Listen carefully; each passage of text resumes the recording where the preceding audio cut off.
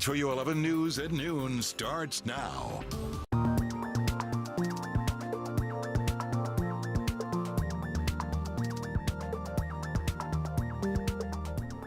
It is the day we have been talking about for months. We are just 20 minutes away from the start of the solar eclipse, and around 1:40 Houston time, we will be in near totality as nearly 95% of the sun will be blocked out by the moon.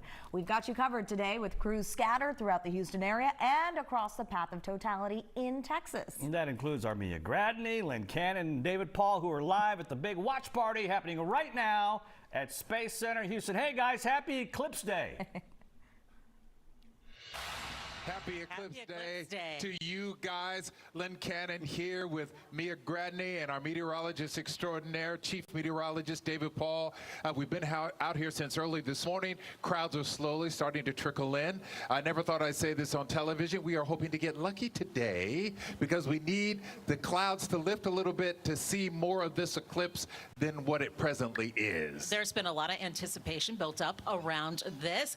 And of course, this has been a central hub for all of the fun, all of the amazement, all of the wonder. Talking about Space Center Houston, handing out glasses to every person who's in attendance today here and joining us for this viewing party on Independence Plaza, appropriately in the shadow of the Independence Shuttle on top of the NASA Space Shuttle aircraft carrier. There's a lot going on just in this immediate area.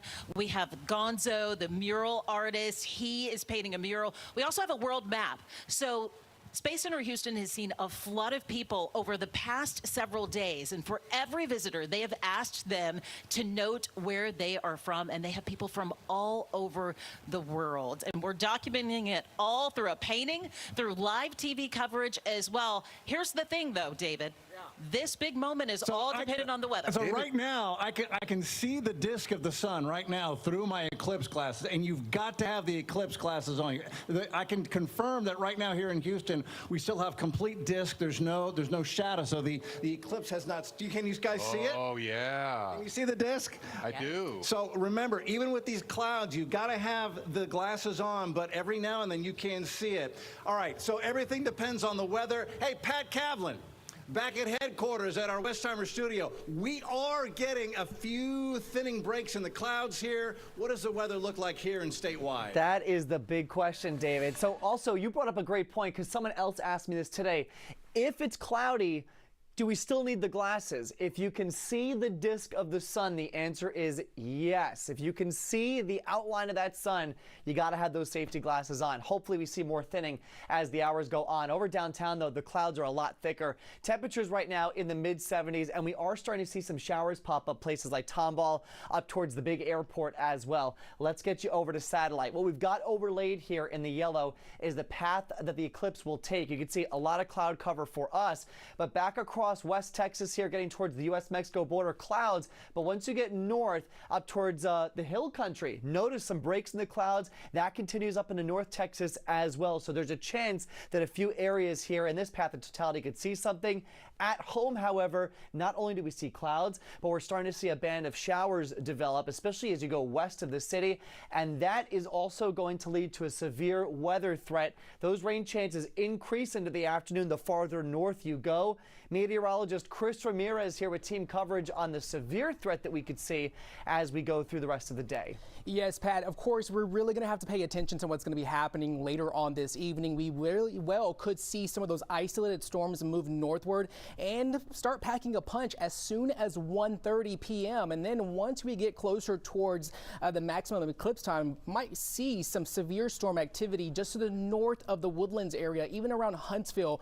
Might be dealing with widespread showers, and there is going to be that increased severe weather threat for north and west of Houston as we head into later on this evening. Also, we're not going to be done. We're going to see another wave of showers and storms for Tuesday afternoon, as well as another batch of rain for early Wednesday morning. So we are really not out of the woods in terms of this severe threat, at least until Thursday. But looking at the severe threat starting tomorrow, we are going to be under a enhanced risk of severe weather. That is a 3 out of 5 main threats, being tornadoes, damaging winds, and heavy downpours. So as we look at the next 3 days, rain chances unfortunately lasting through the middle of the week, and we will be paying attention very closely to that severe weather threat as we head into Tuesday and Wednesday. Back to you. Well, now let's get a check of the state's power grid. According to ERCOT, Texas solar farms in the path of the eclipse will see a substantial drop in production. You can actually see that drop in supply. That's happening right here. This is around 1:40. This is when it's projected, which is when the eclipse will reach its peak. But as of now, the supply and demand lines don't cross, so we should still have enough supply to meet demand. Of course, we're going to keep you updated on this situation throughout the day. All right, now on the set with us through the afternoon, we have Eric Bittner from the University of Houston. He's a physics professor, and he'll be here to break down the science of the eclipse for us. Thanks for joining us, Eric. Thank you very much. Thanks So for how having me. excited are you about this, being a physics professor? I'm really excited. I've not seen a total eclipse. I've seen maybe 5 partials, including the one last year. And they're always just special events. These are rare, very rare astronomical phenomena that we get to see as people living on planet Earth. So for the average guy on the street, this is a cool thing to watch, but for scientists, they can actually learn a lot. This is true. So one of the big events, if you want, that in terms of the science was back in, I want to say 1920 or so. There was an eclipse right after the First World War where they measured the deflection of the position of a star that confirmed Einstein's theory of general relativity. Wow. And this made the New York Times headlines. There was an expedition that was sent out to the middle of Siberia, Cool if you stuff. can imagine. 1920. 1920. I was not around back then. Yeah, nobody. Yeah, We'll discuss more of this throughout the afternoon. Okay, while you're teaching us a thing or two here in the studio, Sherman Chow is live at the Houston Museum of Natural Science, where students are getting a lesson in science themselves. Hey, Sherman. Hey, Ron. Yep, you know, the museum, of course, is a very popular place for kids of all ages. And the moon, the star of the show today. See what I did there? Moon, star. Okay, and unfortunately, Mother Nature, I think, was a little bit jealous, throwing some shade on things, so the museum had to pivot a bit. Outdoor activities canceled, but they did set up some craft tables indoors here to help entertain the kids. Samantha here works with the museum. Hello. What have you got there, Samantha? So right here I have some solar activated beads. When these are in the sunlight or in UV light in this case, they're going to change color like that. Very That cool. don't absorb the sun as easily. You have to be out a little bit longer, but you're going to be able to see that change. We're going to make our solar activated rings. And we're going to visit with Elena right here because you are 4 years old. And let me show me, what do you have up on your hands here? Oh, you've got some of these solar activated rings. Some of us in our old days might have called this glow in the dark. So what is happening here today, Elena? I don't know. You were just telling me something about the sun and the moon. What's happening with the sun and the moon today? The sun and the moon hit together so we won't have no light. The sun and the moon hit together so we don't have any light. Do you know what that's called? Eclipse. Wow. Good. Well done, Mom. Well done, you. And what are these right here, Miss Elena? The box. Boxes. What's special about these boxes? They have clips. Yeah. And they have little holes in them, right? So you will see the light. That's That correct. looks like the sun. Okay, that's right. The light looks like the sun. Real quick, you want to show us, Samantha, while we take a quick peek in there? We have our flashlight because we cannot bring the sun in here, but you're going to be able to see all these lights, right? And there you go, homemade, kind of like you, Miss Elena. Thank you so much for visiting with us. And that is just some of the fun we're having at the museum. Were you that smart, Ron, when you were 4 years old? I was not. I'm still not that smart. Elena knows what's going on today. Way to go, Elena. All right, Sherman. We'll talk to you a little bit later. Her description was the easiest thing to understand. I loved it. She made it so simple for us. All right, 12:08 right now. The eclipse has begun. We're going to take a live look now at the sun from NASA's live feed. We have so much more coverage ahead. How cool is Stick that? with us.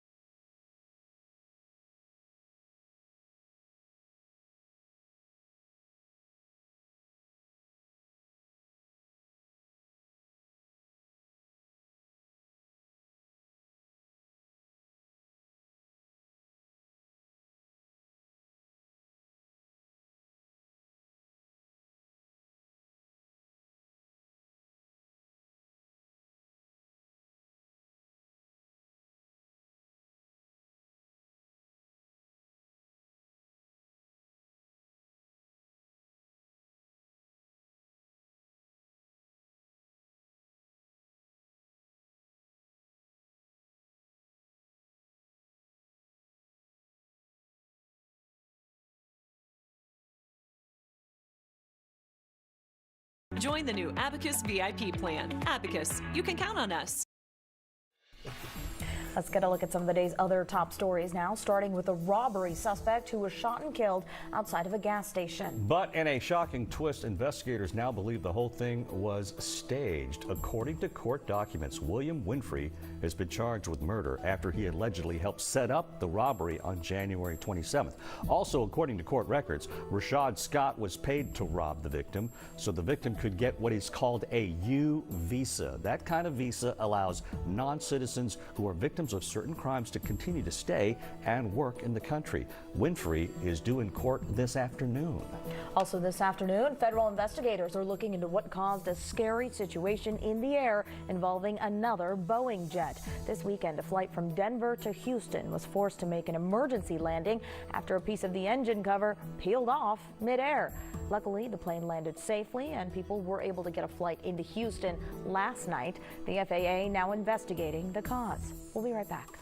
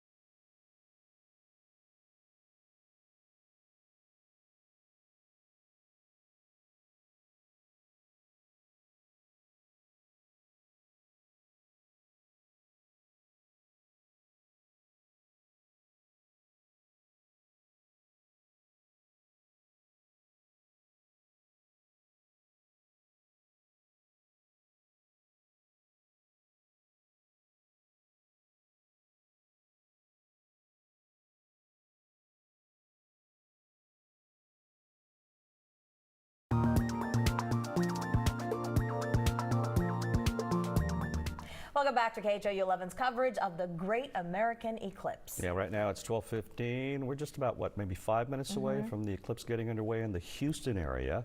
One of our colleagues, Kim Castro, is live for us in Uvalde, which is in the path of totality. She joins us live from Uvalde now. Hey, Kim, what's it like out there? Guys, it is absolutely an honor to be here. I'm surrounded by folks that have this common goal, this common passion to witness something remarkable. I'm talking about solar eclipse chasers that have been doing this for decades. They've gone to Australia to chase the solar eclipse. They've gone to Venezuela to chase the solar eclipse. And they're here in Uvalde today for that same common purpose. Of course, there's a lot of panting around trying to see if these clouds are going to break, but whether or not you've been planning to catch this celestial event for years, or you're lucky like one of us that lives here and you just want to peek outside, you got to stay really prepared. And the only way to do this, of course, with your glasses, but also whenever we see something majestic, we want to try and capture it with our phones, right? Well, here's what you need to do. You need to be wearing your glasses. You also need to have another pair of your eclipse glasses on your phone lens so that you don't warp the camera. The power of the sun is extraordinary. This is going to be one we're not going to want to miss, regardless of if we just get a few peaks between the clouds, because this one stands to be more tremendous than the one we had back in 2017. Take a look. Many of us remember the last one that happened in August 2017, and according to NASA, this year's will be even more exciting.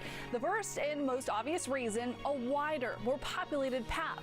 2017's path of totality ranged from 62 to 71 miles wide, with about 12 million people inside the path. This time, the path is 108 to 122 miles wide and crosses right through the heart of our great state.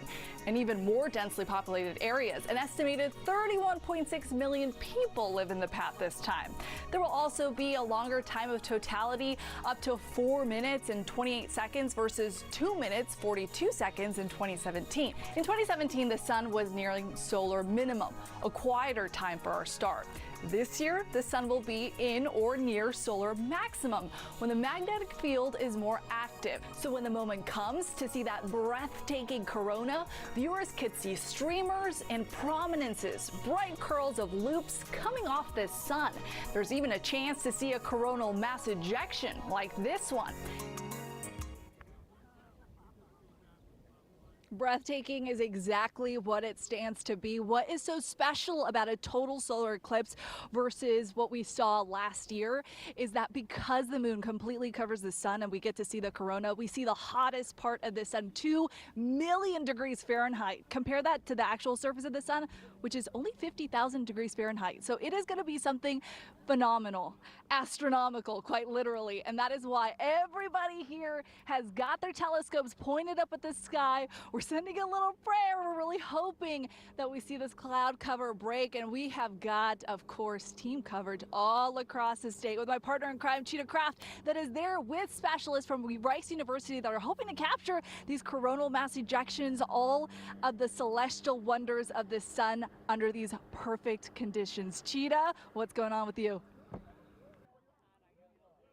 Oh, yes, we are, Kim. In fact, we are surrounded by over 300 people associated with Rice. So alumni, faculty, families, and we all have the same goal to get the sun out so we can see the solar eclipse. I'm also joined by Dr. Lika, who is a heliophysicist with NASA. And, you know, you've been doing a lot of research, not so much here on the ground, but with these WB-57s out of NASA who are flying right now well above all the weather. Tell us about it. Yes, it's just to get past the weather because we don't know what weather will do.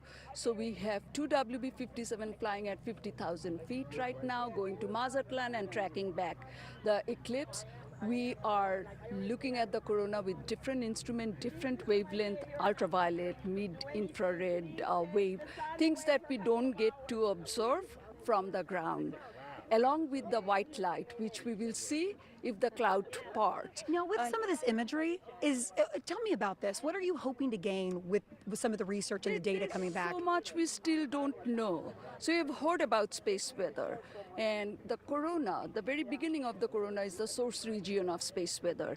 An eclipse allows you to image that, and with image, it's like fingerprints. You're taking data, spectroscopic data, and you can pull out diagnostics. And it's so great that they're above the weather, because here at the surface, we have gone back and forth with clouds, you know, those mid-level clouds. I'm going to send it into the meteorologist, Pat Kavlin. You tell us more about what you're looking at. But here, we get some breaks. We're keeping our fingers crossed. I think we still have some hope right here in Bandera from the Flying L Ranch. Over to you, Pat. Fingers crossed for you, Cheetah, because right now in satellite Bandera is socked in with the cloud cover. And on the wider shot, though, you can see going farther north, we do have some breaks out there. So there will be spots in Texas that get a good view. Here at home, not the case. We got a lot of clouds out there, and now some downpours starting to pop up. Even a lightning strike out towards Columbus. Another one now just popping up. These thunderstorms are going to bear a lot of watching here as we go through the course of the afternoon, because they're going to drift into an area that is conducive for strong to severe weather, including the potential for some very large hail. That's from Houston and points north. So anywhere north of Houston, really, you got to be on your guard today. Here's how future track pans out through the rest of the afternoon. Big storms firing up through Conroe, getting into Huntsville, up towards Livingston. Could see them in Brenham as well through 4 and 5 o'clock this afternoon. Later this evening, evening, all of this activity lifts into North Texas. We turn quiet here for the most part, maybe a couple showers up through Huntsville around midnight, and then maybe another round of storms as we get into tomorrow morning. But Chris, this is just round one of 3 as we go through the next few days. Walk us through the rest of it. Yes, we are tracking this low pressure system that is approaching from the west there. That's going to cause all of those showers and storms as we head into the next few hours, especially for Tuesday into Wednesday. Once this low moves over Texas, we are very well going to see most of those showers and storms that move in across southeast Texas. And then once we get closer towards Wednesday afternoon, those conditions will clear out. We're seeing mostly sunny skies, and we're going to be done with the weather pattern, at least for the end of the week. But one thing to note here is the severe weather threat that we are expecting, at least for the next 2 days. So for Tuesday morning, we're going to start off quiet, like Pat mentioned, and then once we get to the warmer parts of the day, and if we get some breaks in cloud cover that we usually are seeing right here, that's going to fuel those strong thunderstorms, and we very well could see a tornado threat. National Weather Service is definitely calling for some increased severe weather threat for the next couple of days, especially for our eastern areas. But if you head in the 7-day forecast, expect those temps to continue being mostly warm, overnight lows in the 60s, rain chances lasting through Wednesday. We'll be right back.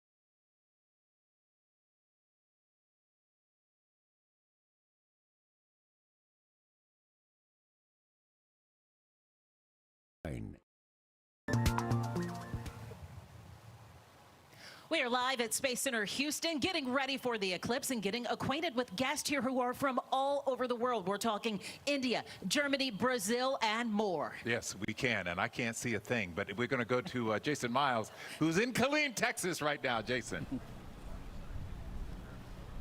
Hey there, guys. In fact, I met a couple from Houston here in Killeen for this amazing event. I have my eclipse glasses on. I cannot see the camera at all, but one thing I can see is the so-called first contact happening, the very far right side of the sun starting to get covered here in Killeen and the surrounding area. Totality expected around 1:36, and here at the Central Texas College, there is a Eclipse over Central Texas event happening. Food vendors, many people from around the area, college kids, and those who work in the planetarium here on campus anxiously awaiting this amazing event. And fortunately, it's partly cloudy to mostly cloudy at this point. I'm Jason Miles in Killeen, Texas. We'll be right back.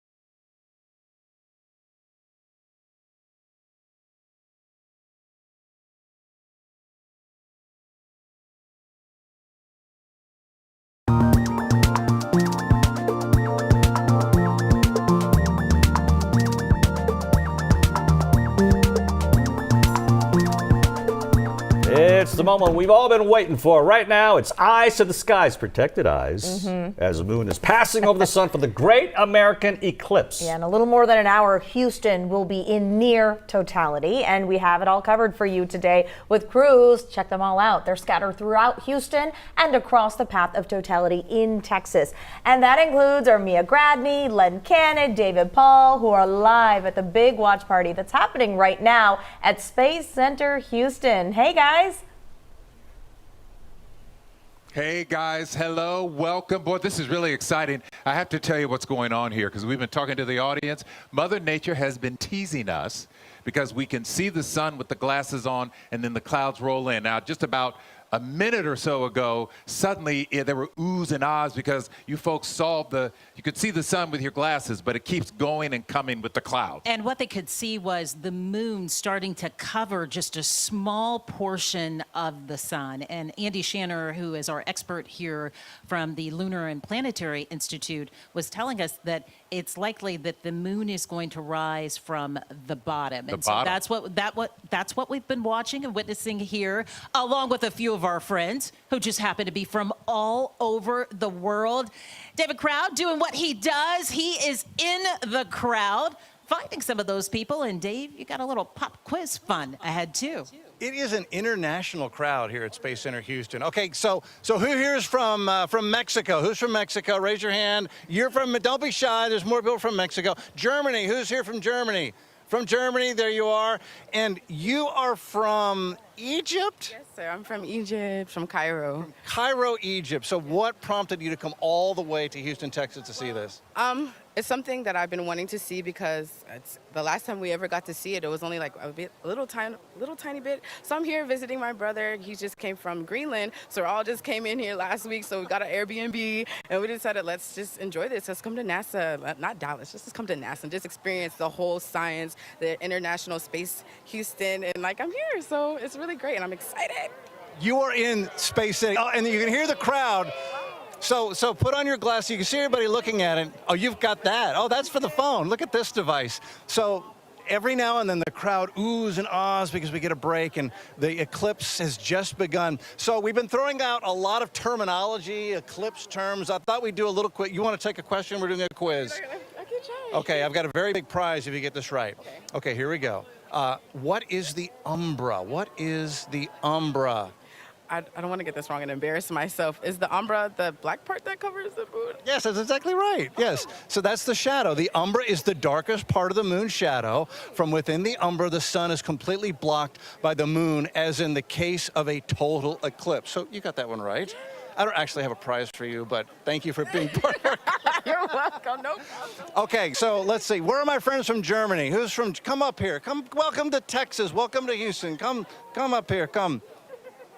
What prompted you to come all the way from Germany today? From Wiesbaden. That's close to Frankfurt. And yeah, well, it's very nice here in Houston. So we really enjoy. We also did go to San Antonio.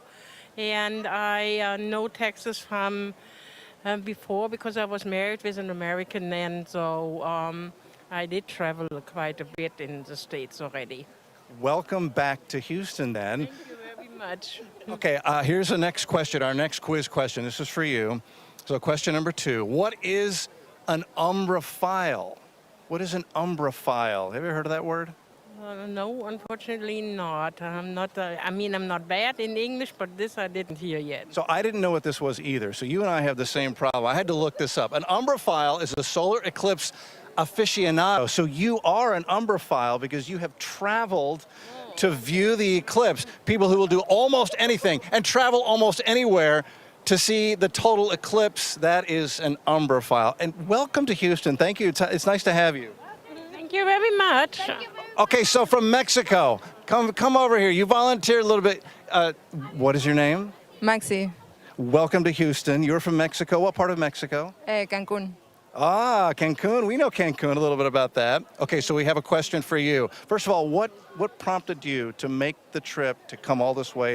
Is it just for the eclipse? No, it was casually. I came to see my family for my birthday and my nephew's birthday, and between those birthdays there's the eclipse, so it was a good idea. perfect timing. Okay, here's your question. Can you define the term prominence? Do you know what prominence is as it has to do with an eclipse? No. Do you know? I have no idea. I don't know. I had to look this one up too. So a prominence is hot gas hanging just above the surface. It usually appears as an arc, and sometimes during an eclipse, you can actually see this prominence as an arc. So we'll be looking for that as long as the sky clears a little bit. So Pat Kavlin back at headquarters at our KHOU 11 studios, checking on the weather. How are we doing cloud cover and rain-wise here in Houston and across central Texas along the path of totality, Pat? It's interesting, Dave. The farther south you go out of Houston, the more breaks we're getting in the clouds. But, I mean, look at this. This is the top of Mustang Tower. This is our transmitter tower in Missouri City. So this is about 2,000 feet above the ground, and we are socked into the clouds here. But there are some breaks here and there, mainly cloudy, though, across the board, and a couple showers. I want to show everybody something really, really cool. If you're away from your TV for a second, come back and look at this on live visible satellite. Notice how it gets darker there? We're looking over the Pacific Ocean, right? So here's Mexico, there's Texas up in the upper right-hand corner. There's the sun moving from east to west, and then all of a sudden the shadow. There's the moon going in front of the sun. So there's the eclipse happening right now. There's totality over the Pacific Ocean. That's going to keep moving on this path eventually over Texas as we go through the next hour or so. And again, there are some breaks in the clouds, so I think we're going to have a shot at it.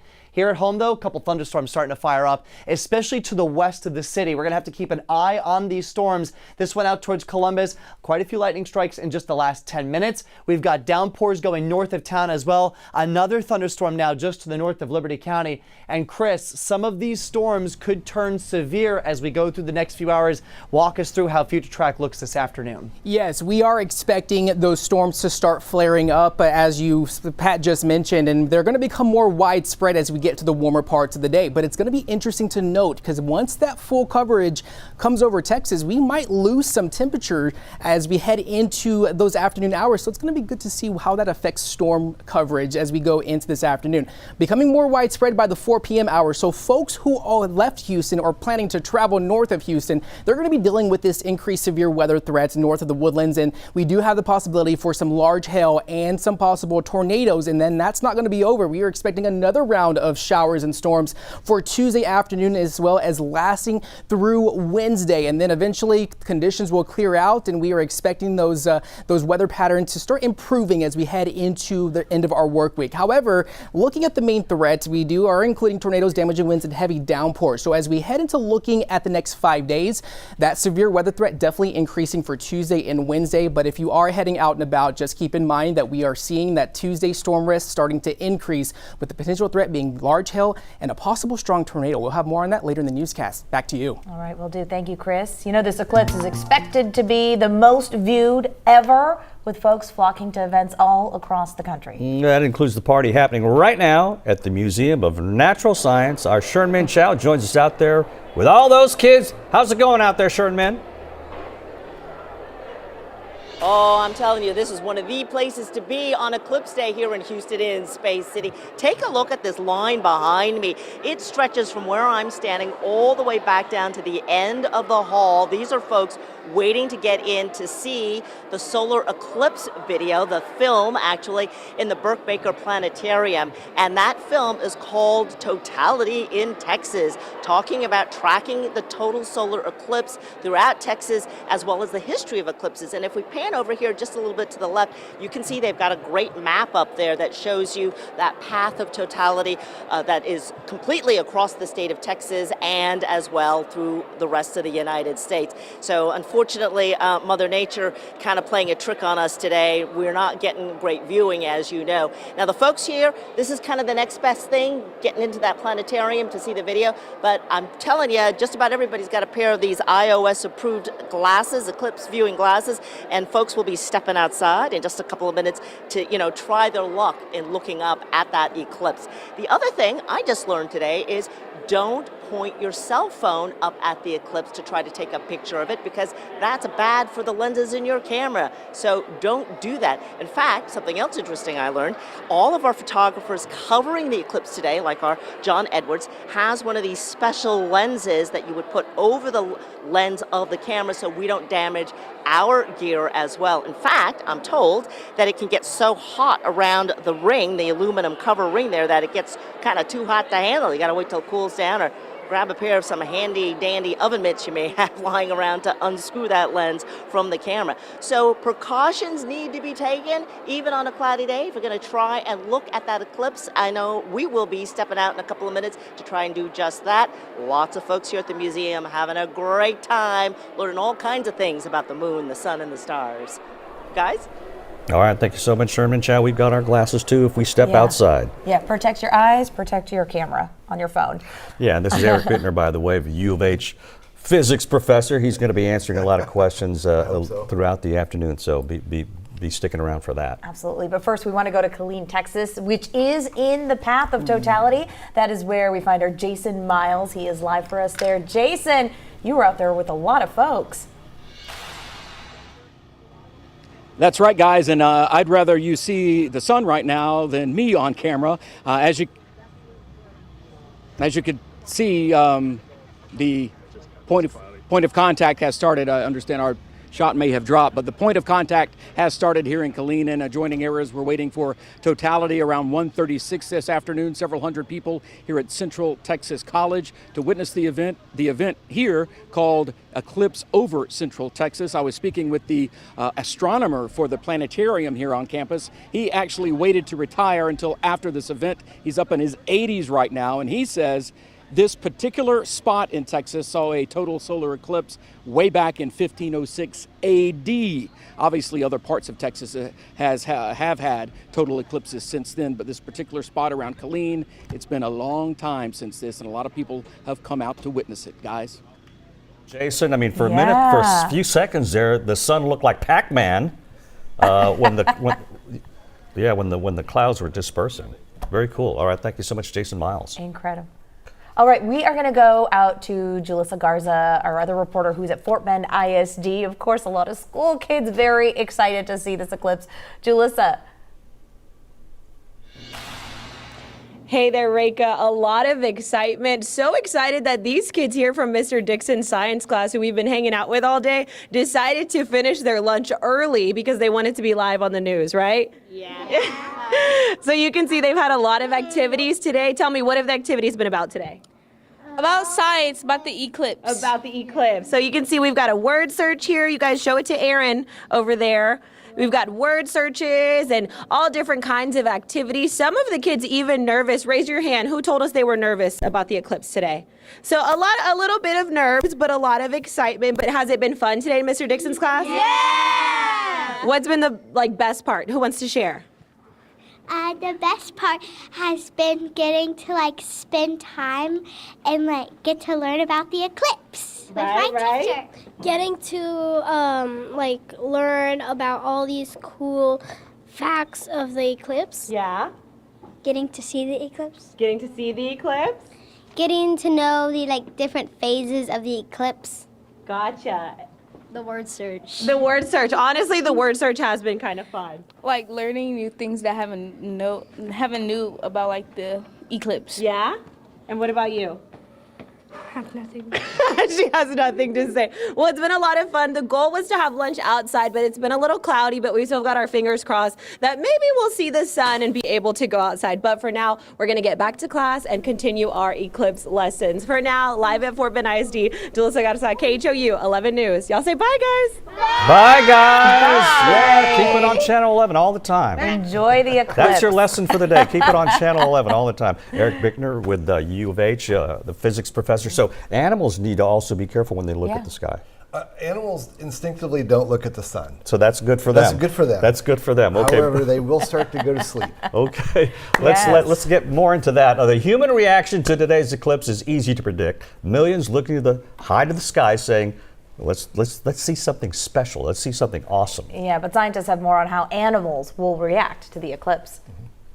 Do total solar eclipses affect animal behavior? According to NASA, the answer is yes, but the reasons are not fully understood. When totality happens, temperatures will drop and some stars will become visible. These changes can trick certain animals into altering their usual daytime behaviors. Nearly all of the evidence we have on this is considered anecdotal. People have reported hearing crickets chirping and frogs croaking. Others observed gnats and mosquitoes swarming, bees returning to their hives, and chickens going home to roost. During a total solar eclipse in July 1991, researchers found that orb weaver spiders began to break down their webs, and researchers in Mexico saw some nocturnal bats appear, seemingly tricked by the sudden darkness. In 2017, an astronomer in the Galapagos Islands saw dozens of whales and dolphins swim to the surface about 5 minutes before the eclipse began. As for our pets at home, dogs might be a little impatient and start pacing back and forth. Cats won't give a hoot about an eclipse because, well, they're cats. Plants that are in the path of totality have a loss of photosynthesis by an estimated 10 to 20%. Other changes observed include drooping leaves, closing or opening of buds, and changes to sap flow. You mentioned the bats. A lot of folks are camped out by the Wall Street Bridge, to watch the bats in the evening, so they're wondering if that effect is going to happen today. They could go flying. They could go flying. That'd be cool. They could go flying. I think the cats got to figure it out, just take a nap. Yeah. Same old. Hey, if you want to see with your own eyes how the eclipse impacts animal behavior, one of the best spots is at the Houston Zoo. That is where Adam Bennett is camped out. Adam. Hey, what's going on, guys? So I'm here with Tara Cornelius, Director of Animal Care. Tara, big day, it's here. It's a big day, we're very excited. So I was going to say the million-dollar question, of course. Yeah, I don't know how many times you've gotten this today. How are the animals going to react? That is the big question that everybody wants to know, and the answer is, I have no idea. We have not done this before here. We hear lots of reports of what other animals have done, and so we're just going to wait and see what our animals do here. And so we are right outside the giraffe enclosure here. They've just been kind of just chilling here all day. They seem really, really calm, cool, and collected. Yep, typical giraffe right there. Now, I've heard that when giraffes get excited, you were saying they gallop, right? So is that a possibility today? That is a possibility. So they will gallop, and it's really cool with giraffe because they're so large. It looks like they're moving really, really slowly, but they're actually going pretty darn fast. So when they get excited about something good or if something startles them, sometimes you'll see them galloping around their enclosure here. And of course, in their enclosure, they have their friend, the ostrich here, who's just kind of been strutting their stuff, photobombing us here all day long. Any idea what they may do? She will probably run around the enclosure, which again is not super abnormal behavior for her, but if the giraffe get excited, she definitely will follow suit. And then I think my favorite prediction for the animals is the big cats. You were saying that when that darkness comes, they may think somebody missed their feeding time.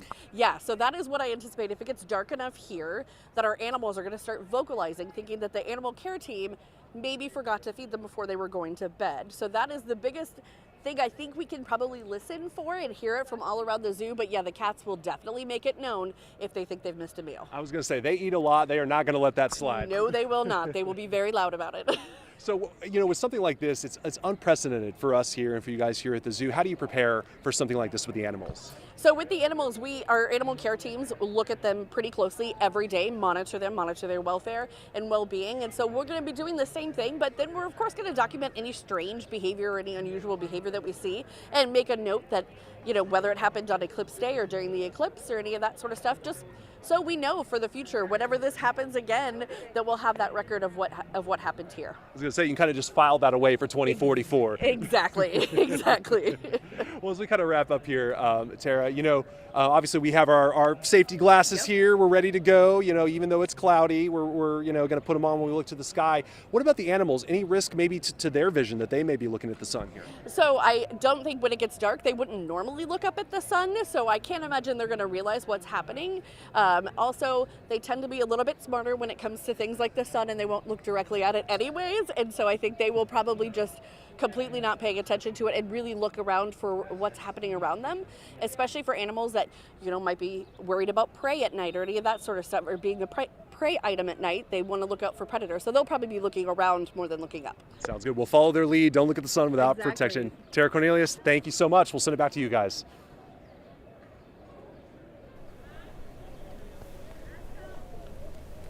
All right, we've got crews all over Texas and right here in Houston covering the eclipse. Yeah, Katira Winfrey is live at Eleanor Tinsley Park for us today. Hey, Katira, what's going on out there at the park? Hey, Ron and Reika, we've been out here since about 10 o'clock today, and we've slowly, within the last hour, started seeing more and more people show up with their blankets. One lady had a telescope. People are out here with lunches and wine. That's what I'm talking about. And we have our glasses, our eclipse glasses, just in case we are able to take a look up. But again, I talked about how more and more people are showing up with their picnics. Here is Jadasia and Jonathan. They've agreed to talk to us. They have a whole setup. They have the popcorn, the strawberries. They're just hanging out here. And this is what I'm talking about. So I'm going to kneel down here with you guys. So what brought y'all out here? Was it the excitement about it? I just really wanted to see it because I know it's super rare and we're probably not going to see one for another 20 years. And also, I'm sure you guys have, since you've been following it, you know there's a chance with it being cloudy. What made you decide to still come out here and just hope you caught a glimpse? I mean, like, this is like the best view that you could probably have, and the sun is going to be coming from over there, so like this is like the best way that we could. Best way to do it. And also the park, you don't have to pay, you just kind of come out and enjoy this nice weather. As you know, our hair's not holding up pretty well, but overall, how does it feel outside?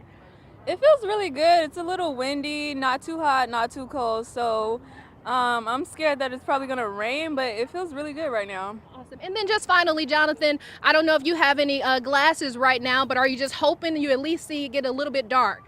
Yeah, no, we actually don't have any glasses, so hopefully it comes, but like we'll be fine if it doesn't come because we don't have any glasses. But the sun will go down and you'll probably get to experience the feeling and just see it all. Thank y'all for letting me invade y'all's little picnic here at Eleanor Tinsley. Again, you have plenty of room out here. Now, I don't know what parking's going to look like, but you have a lot of space to come out here and enjoy and sit and hope you get a glimpse of the eclipse. Again, we have our glasses. I was looking up earlier, couldn't see anything just yet. But the good news, the hours that we've been out here, we've started to see some of the clouds start to go away, so not as dense as it was this morning, but still, we're trying to keep our fingers crossed and hope we get to see something.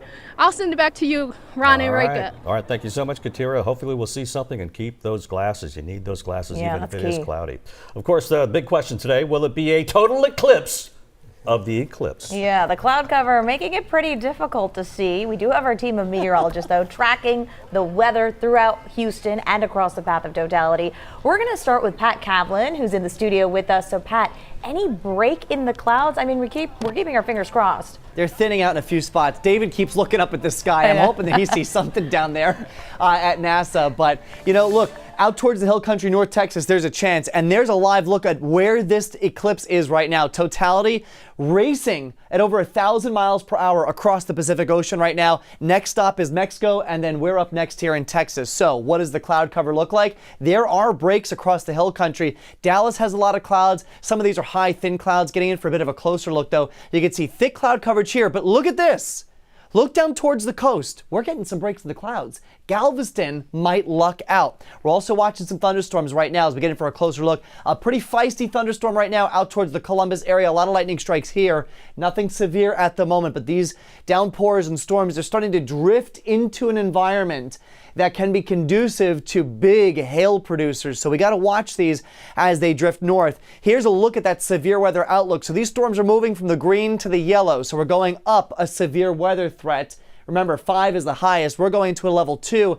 And that hatched area, that indicates where very large hail is a possibility as we go through the rest of the afternoon. So here's the timing on these downpours. Notice over the next hour or two, they keep drifting north. Places like Livingston, Conroe. I would say out towards Brenham, you got to keep your guard up with that storm coming in from Columbus. By 4:30, they're starting to exit our area and eventually lift into North Texas here as we get to the evening. Still can't rule out maybe a couple more showers for the overnight through Huntsville, but I think we're pretty quiet then for the rest of the night. But this is only round 1. Meteorologist Chris Ramirez also doing team weather with us, talking about the potential for severe storms as we get into tomorrow. Chris? Yes, and we are tracking that low pressure system that is moving in from the west. And just keep in mind that that severe weather threat will be increasing for Tuesday and Wednesday. And we could see some large hail and isolated tornadoes. And then eventually the sun will finally make its return heading into Thursday and Friday. But as we look at the big picture here, that low over New Mexico and Arizona, that is going to be approaching from the west, moving over central Texas. And that's going to be our rainmaker for Tuesday and Wednesday. We very well could see some of those showers and storms flare up during the warmer parts of the day. But once that low is over Texas, all fair game in terms of severe weather.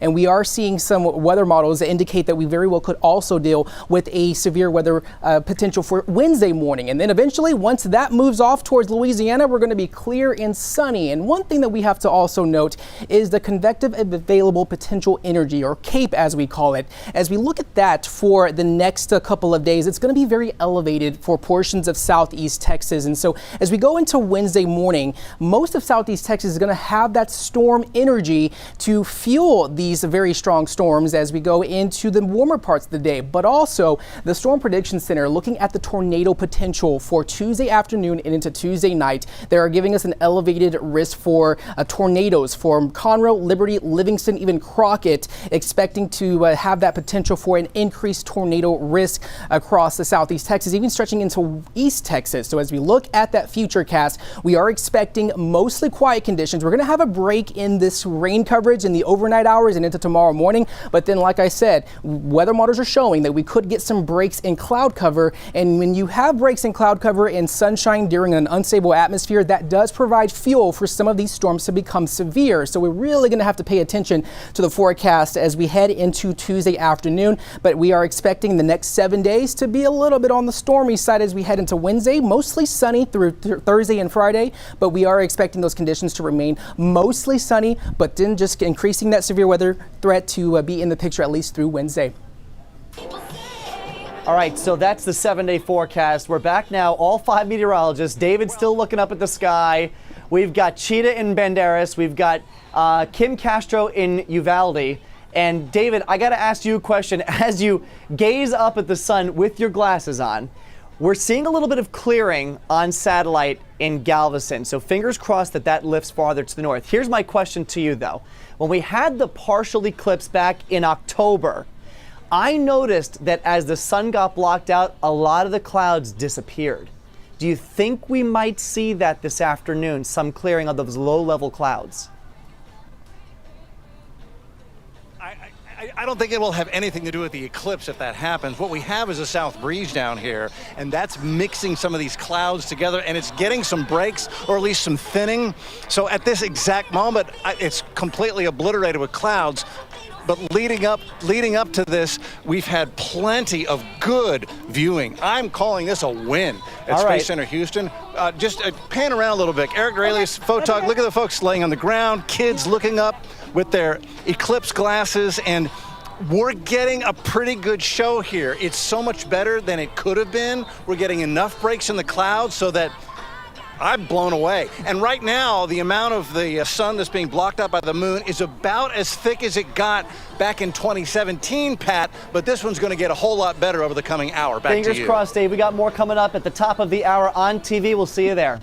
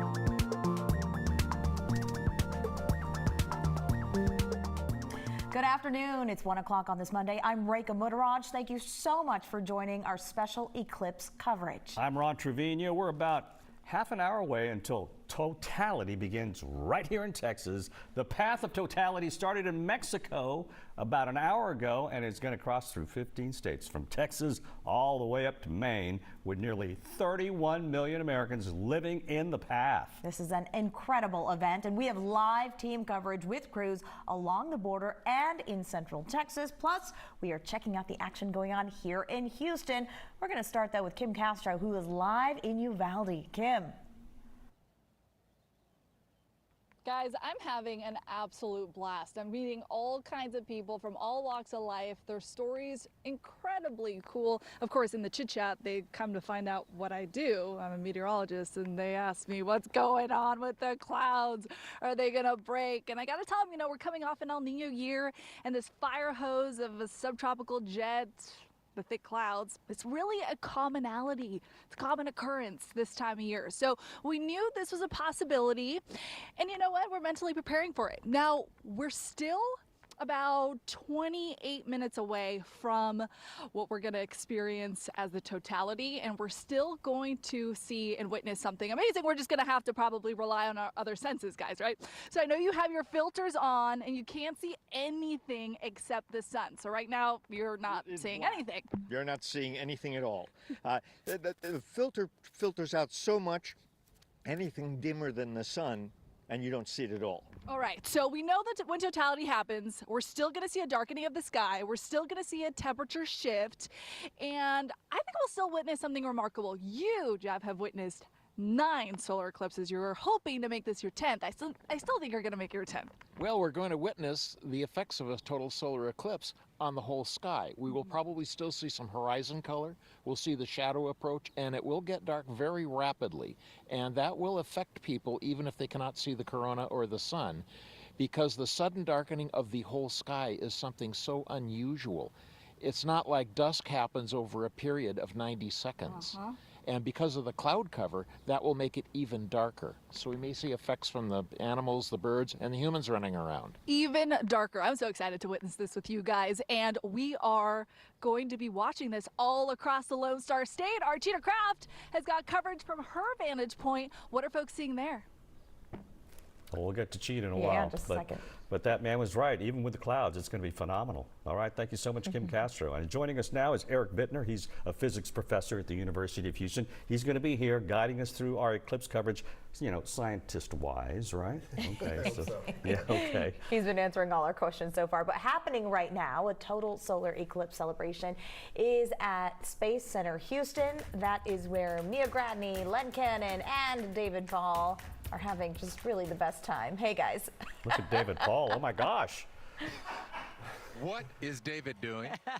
He's taking in the view. That is the absolute best way to take in the view. Lay back, make sure you have those protective glasses in, and just wait for the magic to happen, because it won't be long now. No. And we've already seen a little glimpse of what we characterize as the moon eating away at the sun. So as long as we have a break in the clouds, and we've gotten really lucky here at Space Center Houston with the break in the clouds to be able to see the moon on the moon. Yeah, so right now the clouds have been playing peekaboo with the sun, and every now and then people are looking up and watching, and you can see the eclipse begin, and then the clouds come and obscure the vision, but it does keep coming back, and that is very promising for us. So in the next 25 minutes, man, we could get really lucky. David Paul is pulling off a miracle here. Thank you, sir. He is. We're so thankful for that. We're so thankful for all of our friends who have joined us here at Space Center Houston for this celebration. Are you having a good time?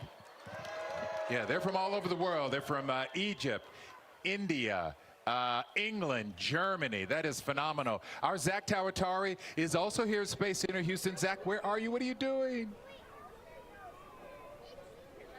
That's right. I'm actually here with one of our local Houstonians, Gonzo. He's one of our most famous Houston artists, painting this incredible mural today, as we've seen so many visitors from all over the world. In fact, Great American Eclipse.com estimates that between 180,000 and 720,000 people are going to visit just from Texas. So imagine how much bigger that number has been from all over the world. Wow. First of all, have you seen the eclipse today? What was your reaction? Well, you know, when it allows, I look up and then I translate onto this piece. So yeah, I've seen it 3 times so far. Live art, that's what this is. Tell me, what was your inspiration for this piece? Because we see a lot of those things that just make Houston, Houston. Yeah, so obviously being born and raised here in the Space City, I can't escape that in my DNA. So a lot of these references are in my art because you're around it. We're here, we live it, we breathe it. And you know, you can't say Houston without Space City. And you know, live art is great, but when you have live art that's synchronized with a celestial event, it's even, it can't get any better than that. Could not say it any better than that. Well, Gonzo, thank you so much. Thank you. And we are going to continue to catch up with these other Umbra files today. All the people chasing this eclipse watching. So we're going to send it back to you guys right now, and we'll have more coming up. All right, so much going on here. I love that Gonzo is doing a live painting there. We have a photo booth and then plenty of people taking their own photos, not of the eclipse itself, because as we learned from our experts, you have to have filters, whether it's on a phone, whether it's with your own eyes. Or even your binoculars. Exactly. Right? And the best thing to do is just live in the moment and experience it. Yeah. And speaking of living in the moment, we want to bring up our experts at this moment to our stage here at Space Center Houston. They've been prepping the crowd that is gathered here on Independence Plaza with a play-by-play color commentary of what we've seen thus far. Okay, give us an update, a check of where we are right now with the eclipse for us. Andy Shanner with the Lunar and Planetary Institute. Thank you. What time is it? Remind me. That's right. It's 1:07. 1:07. Okay, so we're about a half hour from totality. So we're about halfway to halfway, I guess. Halfway to halfway. So as we quarter. About quarter. Thanks. That's why we got the astronaut. So yeah, so we're just seeing the moon slowly but surely creep across the sun, the face of the sun, and about a half hour we'll see about 94% of the sun will be covered by the moon from our perspective here in Houston. Yeah. So, and for you, this is exciting because you're watching it from the ground, but you've been in space before. What's the view like from space? The view of space is incredible. The most beautiful thing to look at from low Earth orbit is Earth, right? So beautiful, day or night, good weather or bad. But when I was off stage, I was thinking before about a commercial. Can I do a short commercial break here? Can I see a show of hands? You don't have to turn around and face the stage because we can see y'all. Anybody want to fly in space? A few of you? Wow. I got an email late last week from the office, right, just across the street, and they asked me to tell everybody I talked to that they're looking for you right now. They're looking for astronauts, yes. Now hiring. And I believe the website is usajobs.gov. usajobs.gov, and they asked if I would tell y'all to go on the website and apply if you want to fly in space. NASA is looking for you right now. Talk about motivation to apply today, and we're watching a lot of live imagery on our screen right now. We've seen images of the view from Mexico. Wow. As I think well this as is Eagle Pass, right? Texas. Look at that. Exactly. So this is the experience happening right now, and the moon on the move. Is that the appropriate term to use, Andy, in this case? Describe this Eagle Pass shot here, Andy. Yeah, so the moon is on the move, but remember the Earth is also rotating under the moon and sun, so we're seeing both effects at the same time. But yeah, here at Eagle Pass, they're seeing about half the sun covered right now. That's a fantastic view. Wow. That's great.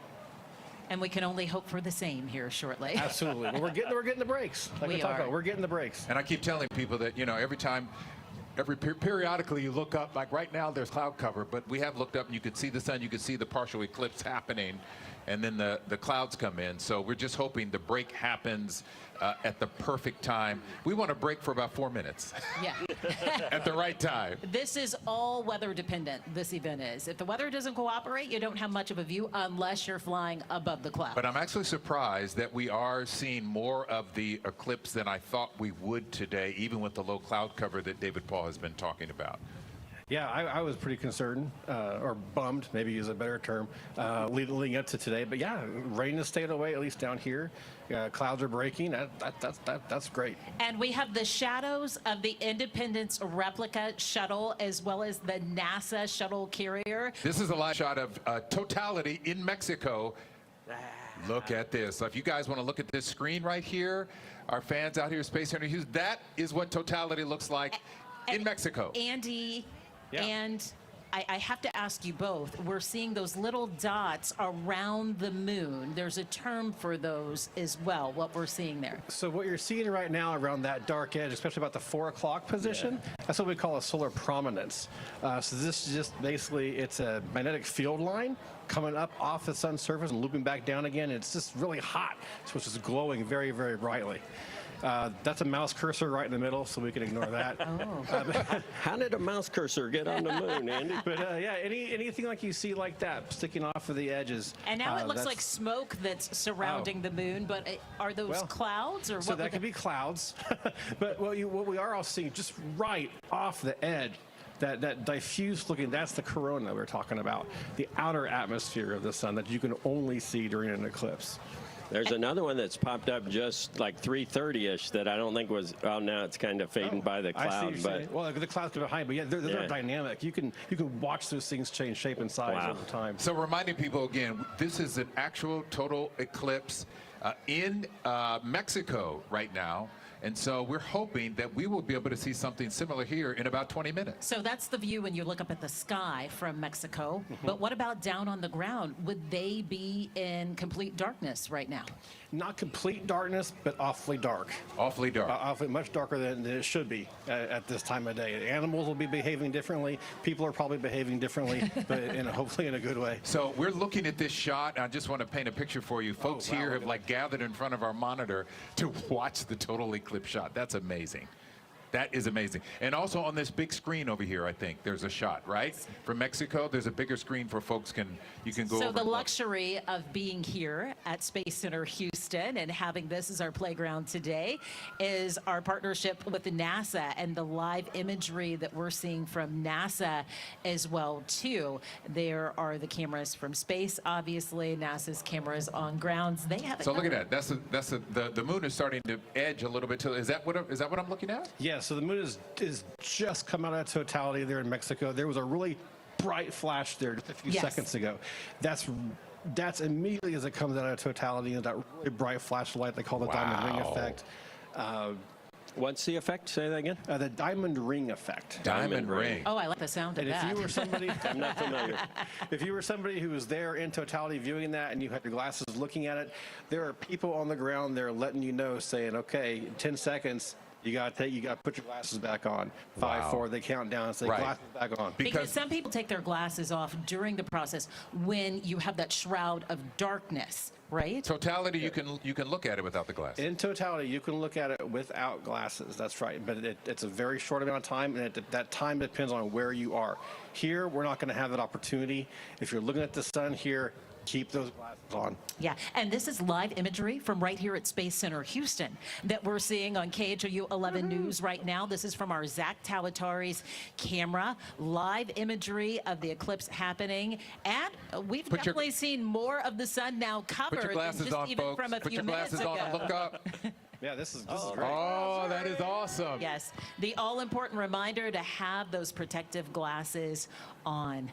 You need them in order to witness this phenomenon, this experience that we won't see for another 20 years, although this is a common occurrence, eclipsar.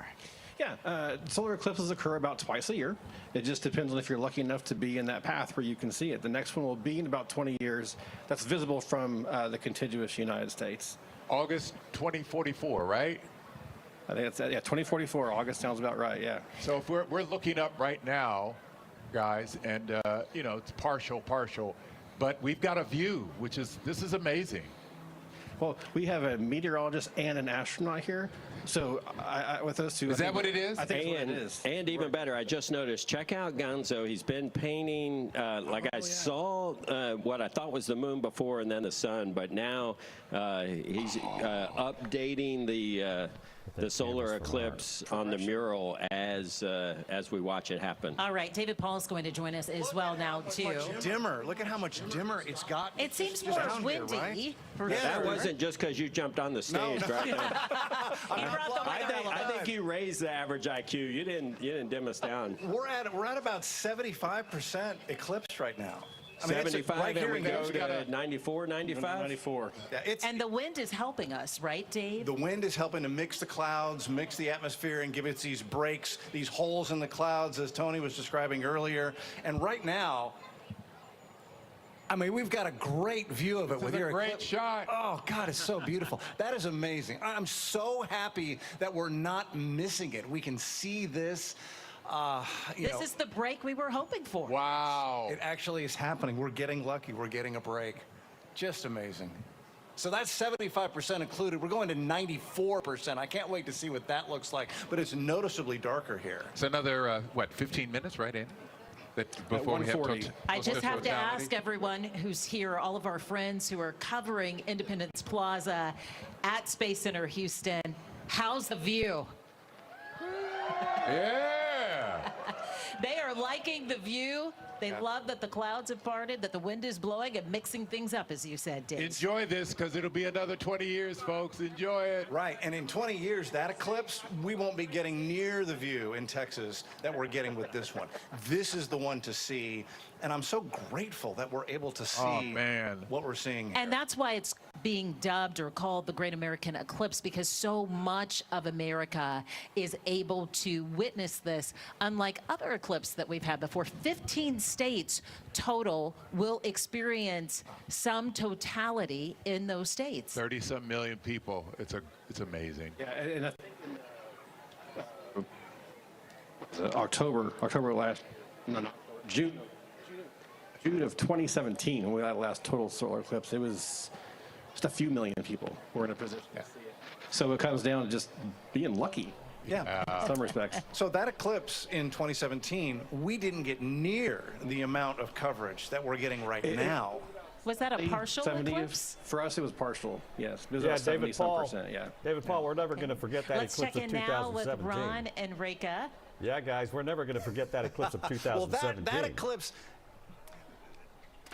that one burned into our brain because right after that eclipse, we had Harvey to deal with. So, I don't want to think about it. Yeah, so this one at the moment, no big hurricane coming after this eclipse.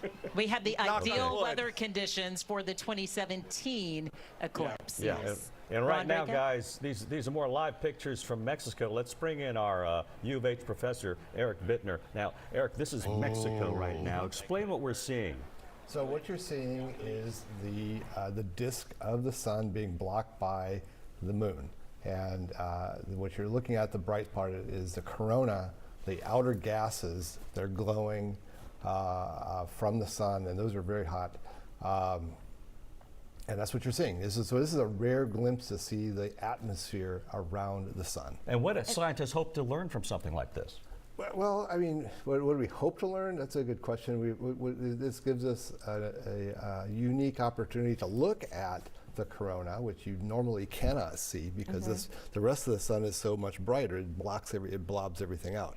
And so this gives you a chance to see that. And you can also look at, like we were just looking at before, these eruptions and solar flares that are coming off the side of the sun or at the angle. Usually you can see sunspots.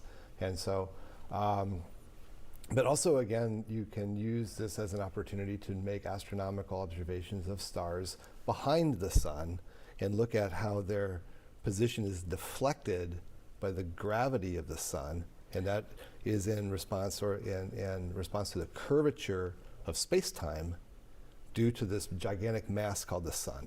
So it's allowing scientists to look beyond. That's incredible absolutely, because they don't get this opportunity otherwise. And we can see effects of general relativity.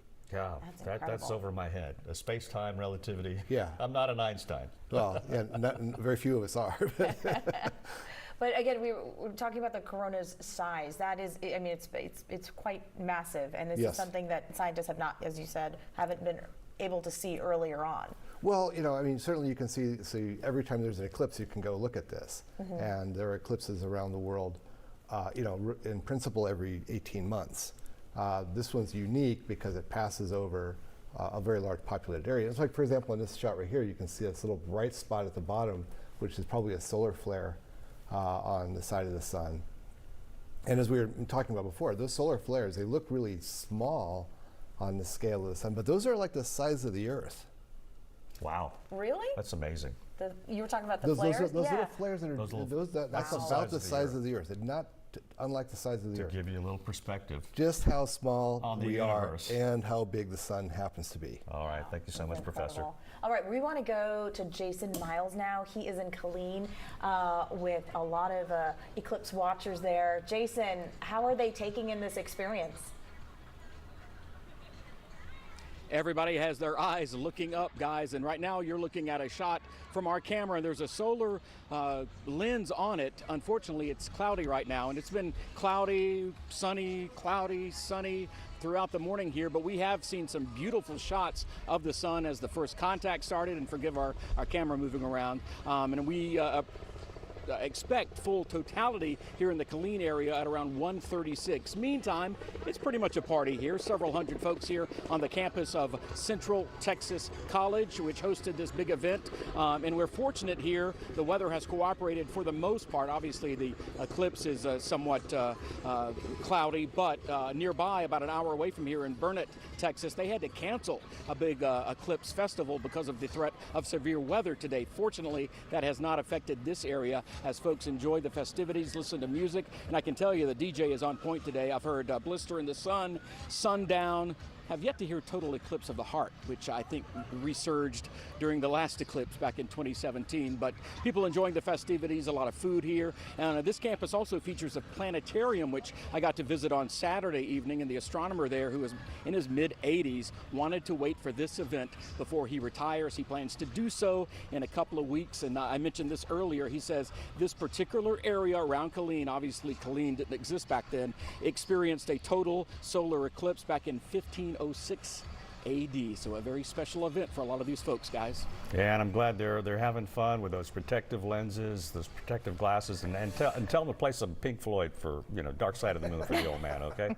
All right, thank you so much, Jason Miles in Killeen. Everyone's got an eclipse playlist. I love it. All right, we want to talk about the weather. It has been dicey. We want those clouds to clear. I know folks are just wanting a glimpse of it. We've got Pat and Chris Ramirez on tap now. We're going to start with Pat. What are we going to expect in the next at least 20 minutes when we hit almost the totality here in the Houston area? I got to show everybody something right now, so please just stop what you're doing, come back to the TV. I know we're not going to show you a live image of the eclipse right now, but it's the next best thing. It's live satellite. So look at this. This is visible satellite imagery. Can you see the eclipse? There's the sun coming out of the bottom center of the screen. And then right over it, here comes the moon, the shadow of the moon moving in front of the sun. Look at that. So casting a shadow first over the Pacific Ocean, then racing over Mexico, and now starting to come over Texas. So when we highlight where this is, you can see it's pretty much right over mainland Mexico at the moment. And this is going to keep moving, racing across the globe at about 1,000 miles per hour. So it gets here in Texas within the next 10 minutes. And you can already see, watch the shadow that comes over the state here. Look at that. So you can already see on visible satellite this picture from space, the state darkening as the shadow of the moon starts to get closer, and you can see that we're getting close to totality here in the state. We got to talk weather though, because we are starting to see some thunderstorms flare up despite the eclipse going on. Big time thunderstorms. Some of these could become strong to severe as we go through the next few hours. Brenham, heads up for you as you get into northern portions of the area. Big hail, a big concern with this, Chris. And this is only the tip of the iceberg in terms of severe potential. Yes, that is the case because we are expecting those storms to start ramping up like you just mentioned. As we look at that future track, we're going to continue to see these storms north of Houston, and they're going to move northward along the I-45 corridor. So that severe weather threat mainly north and east of the Houston area as we head into the next 30 minutes to an hour. So folks who are traveling or plan to travel, or if you have any loved ones who have left the city of Houston to go look at the path of totality, they're going to run into some issues along the major interstates, especially to the east of the Houston area heading into this afternoon. We're going to have a break in the overnight hours as we lose that daytime heating, but then another round of storms are possible going into Tuesday afternoon, and we are very well could see some breaks in cloud coverage as we go into into Tuesday. And when you have breaks in cloud cover, when you have that sun shining through tomorrow, that could provide some fuel for some of these storms to become severe. And then our final wave of bad weather expected for the early hours of Wednesday morning. We very well could see some widespread showers and storms, and we are expecting those conditions to remain mostly active at least through the next few days. But we are expecting also that severe weather threat to increase for Tuesday into Wednesday. I know we have Cheetah Craft out in Bandera. We have Kim in Uvalde. So what's going on over there?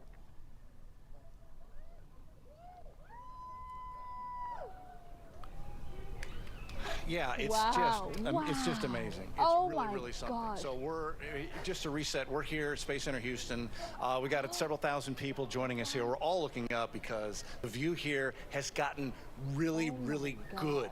Even with the partial cloud cover, we're able to see through it with the eclipse glasses. We're down to just a fingernail of bright sun, and then about 90% or so in moon shadow. It is amazing. You imagine what it's going to look like, and then you see it. Now, Kim Castro, you're in Uvalde. And that is just so cool. I mean, you're going crazy over there. You had a lot of clouds before. How's it looking now? Are you starting to get some clearing? It's spectacular. I actually can't even describe the feeling. We have been obviously fighting some really thick clouds, and every couple of minutes you hear the crowd go crazy. You hear the wave of yelling, and then we look up at the sky and we see exactly what David was just describing, that fingernail of light peeking through and the totality coming within minutes. And I've got to just talk to you as I'm looking up, because when I do catch a glimpse of it, it is breathtaking, it is mesmerizing, it is out of this world, quite literally. And so we're about to witness something that is going to bring a wave of chills, guys. Cheetah, what are you seeing where you are?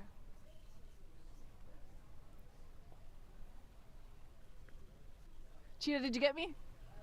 She did. I think her mic is not working right now, but Cheetah Craft, she's just outside of San Antonio in Banderas, and we'll see if we can get her audio at some point. But David Paul, I can actually see the sun shining on your face. Are you getting a lot of clearing there? It's easy, yeah. Not yet, not yet. So according to my watch, we're about 10 minutes from as deep into totality as Houston is going to get. Now, we're not going into totality Houston, but we're getting close to maximum eclipse. It's hard to imagine that more of the sun can be blocked out without going into totality. I can hear you. Yes. It's just a little sliver. It's just a sliver of sun, and then all moon, and it's moving. Mic check, 1, 2, 3, 4, 5, 6, 7, 8, 9, 10. Mic check.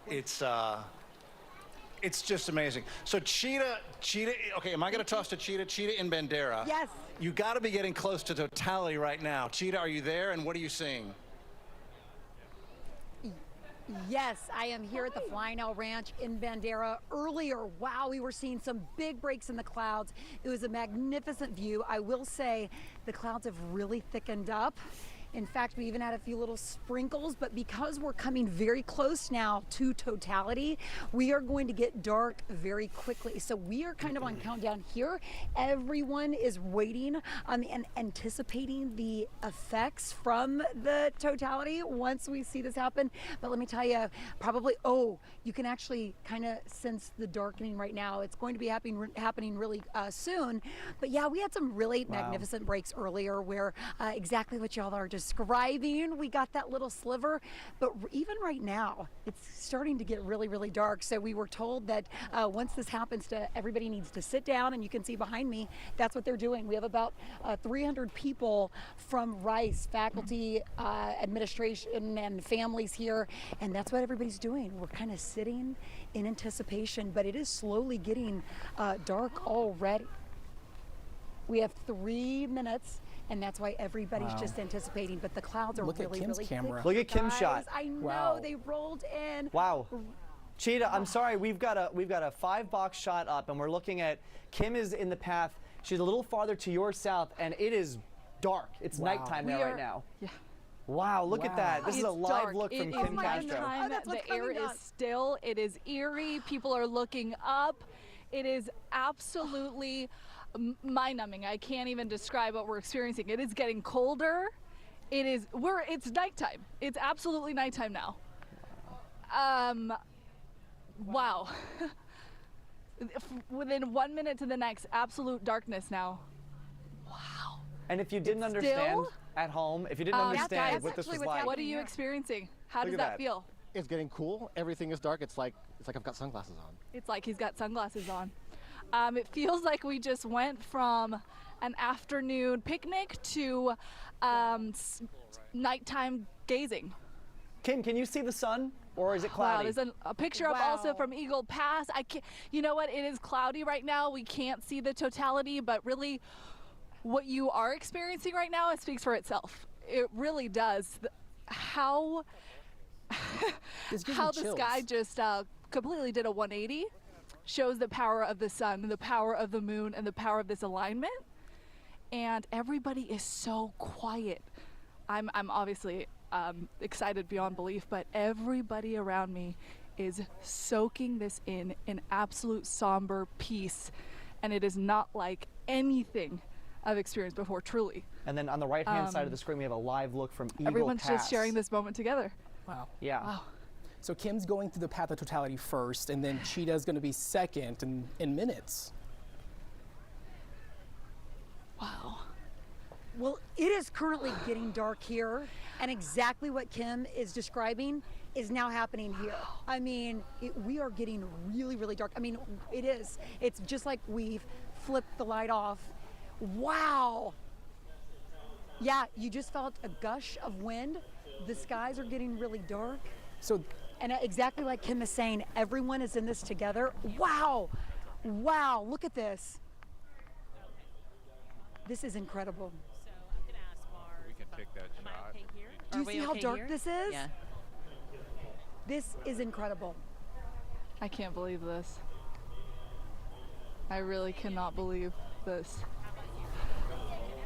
It's like we're all went camping. This is incredible. From 1 second to the next, and we're stargazing. Yeah. So we've got, Kim is in Uvalde. 2, 1. And then Cheetah is just outside of San Antonio. And look at how dark it is for both of them. So Kim saw it first. Now Cheetah's got it. Listen to the crowd there. Wow. Oh, our crowd was just cheering. This is unbelievable. I have never experienced anything like this. We are in complete darkness. We were in complete darkness. In fact, our photojournalist, Ivan Gibson, actually turned the light on so we could see. I mean, it is completely dark now that we are in the path of totality. And yes, the clouds did block the sun, but wow, we are in complete darkness here in Bandera at the Flying L Ranch.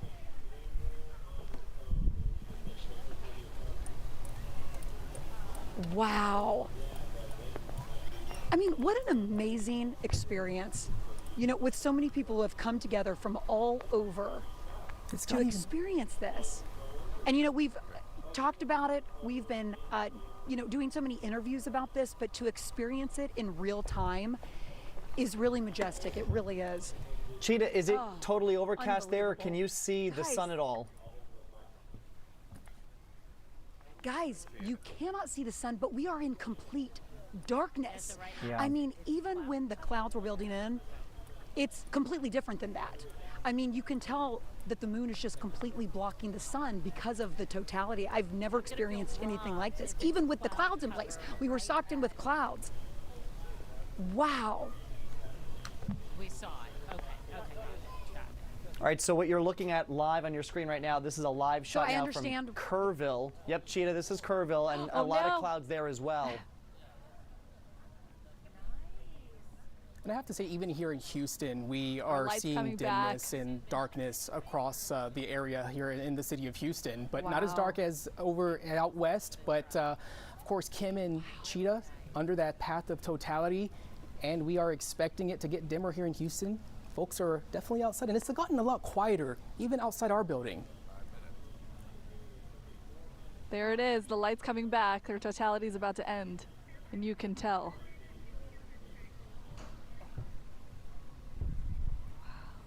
All right, so really... Okay.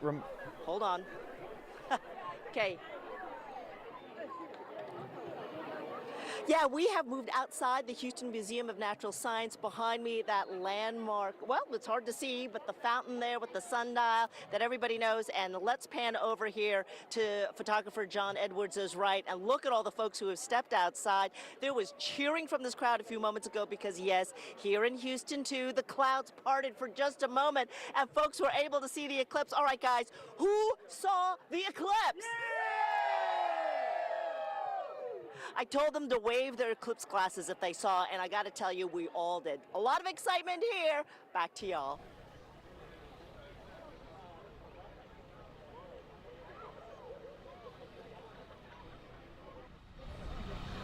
Hey there, this is Jason Miles in Killeen, Texas, where we are witnessing totality where we are. And one of the experts on a panel here at Central Texas College gave a 5-minute countdown, and it's been 5 minutes, and it is dramatically darker here. Fortunately, we had a little bit of clearing in the clouds, so we were able to witness what was happening. Unfortunately, it's clouding up again, but wow, how spectacular. And a word I've heard over and over again from folks, this is awe-inspiring. People who have seen eclipses in the past always use that word. They're in awe by this phenomenon. And if Ryan, my photographer, can take the filter off now, the solar filter, because you won't be able to see anything now since it's cloudy. But forgive us as we transition here. It is dark. It feels like it's at least, 8 o'clock at night this time of year. Again, I'm on the Central Texas College campus. You may not be able to see me that well, but hundreds of people out here, all eyes on the skies, and unfortunately the cloud covering totality, but we saw a spectacular show. And you can hear the crowd behind me. There was music earlier, but now it's just folks yelling, screaming. I met a couple from Houston a few moments ago. They recognized that we were from KHOU. They gave us a shout out and said they were happy to be here for this event as well. I saw one lady with tears in her eyes, bless her heart, by just overcome by the phenomenon she's witnessing today. It's been a long time since this happened, totality that is, in this area, hundreds of years in fact. So a lot of people getting having a blast out here as we watch this total eclipse. Lynn and Mia, back to you. Yes, it is all eyes to the sky here at Space Center Houston. So we are, we've been getting glimpses for the last 45 minutes or so. Great shots, and right now, the clouds have thickened. Oh, right now you can see a little sliver. Can you see a little bit? You can. I mean, it's just the timing of the clouds, and that's what it's going to be right now, right, David Paul? I mean, it's just incredible. So according to my watch, we should be right at 94%. Yeah. We're at another maximum. like 2 minutes. Like it's happening like right now. So we're just seeing a sliver of the sun through our shot here at Space Center Houston. And tell me in the booth, can we see Eric's shot? Yes. Oh, are you seeing a brightening right now? We're looking at that. That's what it looks like from Space Center Houston right now. Listen to the look at crowd. that. Yeah. Moving. And you can hear the oohs and the ahs. Oh, get out of there, clouds. It's so much better than expected. That's awesome. It really is, and we were mentioning earlier, David Paul, it turned out to be the perfect conditions for this. I think these clouds have helped. They've made it dramatic. It's going in and out, and we're getting a great show. It has gotten darker here in the last 10 minutes. Considerably darker. So this is about peak darkness right now that Houston's going to get. This is amazing. So this is with 94% of the sun blocked out. Got it. Still this bright. On a cloudy day. That just shows you the intensity of the sun, right? If this is 94% blockage and we're still able to see one another and it's daylight, right? We have an intense And it's a long way from the moon. That sun is no joke. Yeah. No joke at all. You know, Jason Miles was speaking with... Okay, Kerrville's gone into totality. This is live from Kerrville. Again, we have crews up and down Texas through the path of totality. So from Kerrville, that's what we're seeing right now. Just amazing. Oh, diamond ring. Yes, the diamond ring effect, as we learned from our lunar and planetary expert, Andy Shanner, earlier, who has been calling color for us and walking us through step by step what we've been witnessing here at Space Center Houston on Eclipse Day, the day everybody has been waiting for, and the eclipse delivering. The eclipse not eclipsed by the eclipse, at least not here at the Johnson Space Center. It's emotional. It's moving. Okay, Colleen is... this many people so quiet. Yes. The camera on the right is Colleen. Oh, so the camera on the right. Okay. So Eric Bickner of U of H, professor of physics, describe what we're seeing.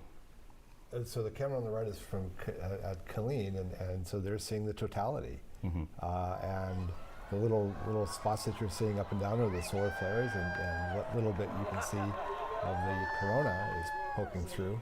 And this is what totality looks like. And scientists will be studying a lot about this, even the effect on GPS here on Earth. Well, that's a good question. I don't know what the effect on GPS is, but I would say that this original measurement of the deflection of the star behind the sun was led to the technology that led to GPS. So we owe GPS. GPS is enabled because of general relativity. Yeah, and obviously we have different clouds coverage, different cloud coverage over different parts of Texas, but you're already getting text messages from all over Texas. I'm getting text messages from all my friends, absolutely. And Austin's going to get a good show. Dallas is going to get a great show. All right, let's. We talked about the effect on animals, right? So let's go to Adam Bennett. He's live at the Houston Zoo. If you could talk to the animals, Adam, what would they be saying? Look at that beautiful shot. Little diamond ring effect. Oh, nice. Adam Bennett, can you hear us? Right now, they're actually pretty cool. Hey, guys, can you hear me okay? Can you guys hear me? You good? Okay, so I was just looking at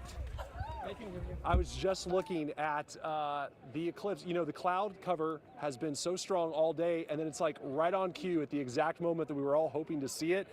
The clouds parted, and we just saw it. It was absolutely beautiful to look at this through these lenses. The animals here, they've actually been pretty chill. The giraffes have been kind of like this all day. The ostrich here has been strutting his stuff along the fence line. The giraffes have been enjoying their lettuce, although a few minutes ago, it did seem to get a little darker. There was a gust of wind, and they kind of galloped a little bit toward one side of the pen. The ostrich did too. That was the most activity we've seen from them all day. The zookeepers even told us it's kind of a mystery as to what they would do because they haven't really been through this before, but a lot of people here have been just in awe of what they're seeing. These folks over here, I know I spoke with the Clark family over here who was actually, they're in town from England. They were visiting family, just happened to be here during this incredible once-in-a-lifetime event. Philip, you shared some pictures with me. What are you seeing since we last spoke? So it got so good just for a second there when it was clear. You got a really good view of it. What is this like to be here from England, to be here with your family to experience this? Just lucky timing, yeah. It just really worked out well. Awesome. Well, thanks for talking to us again and enjoy this moment with your family. So guys, just now that these clouds have parted, they parted again. You can see people with their glasses on. They're looking up toward the sky, a lot of oohing and awing, just taking in this historic moment. We'll send it back to you. Talk about the diamond ring effect Yeah, on the image that we were seeing. So the image we just saw before, as the moon passed past the sun, there's a little flare that you saw in the corner, and then this ring is what they call the diamond ring effect. And it's actually quite spectacular to have seen that live. Yeah, and even though it is cloudy, it is going to get okay, this is Dallas now going in totality. So they're getting a good show right now. Yeah, as I told you before, we had a group of Boy Scouts from Hong Kong that are now in Dallas. We're seeing that right now. Well, a lot of us have relatives up there in Dallas, so this is what they're seeing right now with their glasses on. And we're talking about the animals earlier. It's going to get so dark that maybe some bats might be tricked into flying out right now. You know, at least in certain parts of the state. Yeah, perhaps even like these bat caves that they have in Uvalde, and maybe the ones underneath Austin Bridge. And we'll say, hey, what's going on? We should go out. And as far as the physics is concerned, I mean, scientists all over the world get to learn so much about what is still very mysterious. The sun is still very mysterious. There's always a lot of questions about what the sun is. It's obviously the closest star that we have to look at. It's sort of I would say, a fairly mundane, thankfully, a fairly mundane star for us. But there's at least at this stage. At this stage, we don't want to wait around another billion years when it consumes us or so. But yeah, there's always things that we can learn. There's always these little sunspots that you see are little windows into the And those little sunspots, he's saying they're about the size of Earth. Those are about the size of the Earth. And it would take how many Earths to fill the moon for the sun? 100,000 Earths would fill the sun. That's right. All right, let's go down to Space Center Houston, where we got a lot of people watching things, including Len and Mia and the gang. Hey, Len. Hey, Mia. Hey, guys. Yeah, we had to take a break, just take our glasses off for a minute because we've been looking up and watching. And David, really here, we've had the best of the best. The conditions have worked out. We've had some amazing views of the eclipse. Even with the clouds, so when the clouds kind of go by the eclipse, And you get a glimpse, the whole audience goes crazy. oh, it's like a lens flare. Yeah. It's like a wave added going to on. the drama of it, and Yeah. the It has. excitement of it all. It certainly has. Yeah. And looking at the clock now, we're at about 1:46, 1:47, Yeah. right? So we are past that point of totality for the area where we are, but Dallas has been seeing a phenomenal. Yeah, they have. Well, they're in totality, so they're going to be getting the full effect, right? They'll be able to see the corona, and so that's live picture. This is from Dallas. It's beautiful. So they're in totality. That's it. And Dallas was in the direct path of totality, unlike Houston. We were close, but not in the area, hence our view compared to theirs. We grazed it. We just We grazed, grazed it. the totality here. 94% is pretty good. It has been dramatic, beautiful. It's cooler. It's dark. I mean, considering the clouds could have been thick enough to completely obliterate our view, we've had a great show. Yes. Definitely. It has been a spectacular show, and we've had people from all over the world here looking up, people who've somehow been able to capture images as well, putting their phone over their camera lens and then the lenses over their own eyes so they can photograph So exciting. this event. So we're at Space Center Houston, south of Houston. Let's go near downtown to Eleanor Tinsley Park and our Katira Winfrey. Hello, Katira. That is so cool, guys.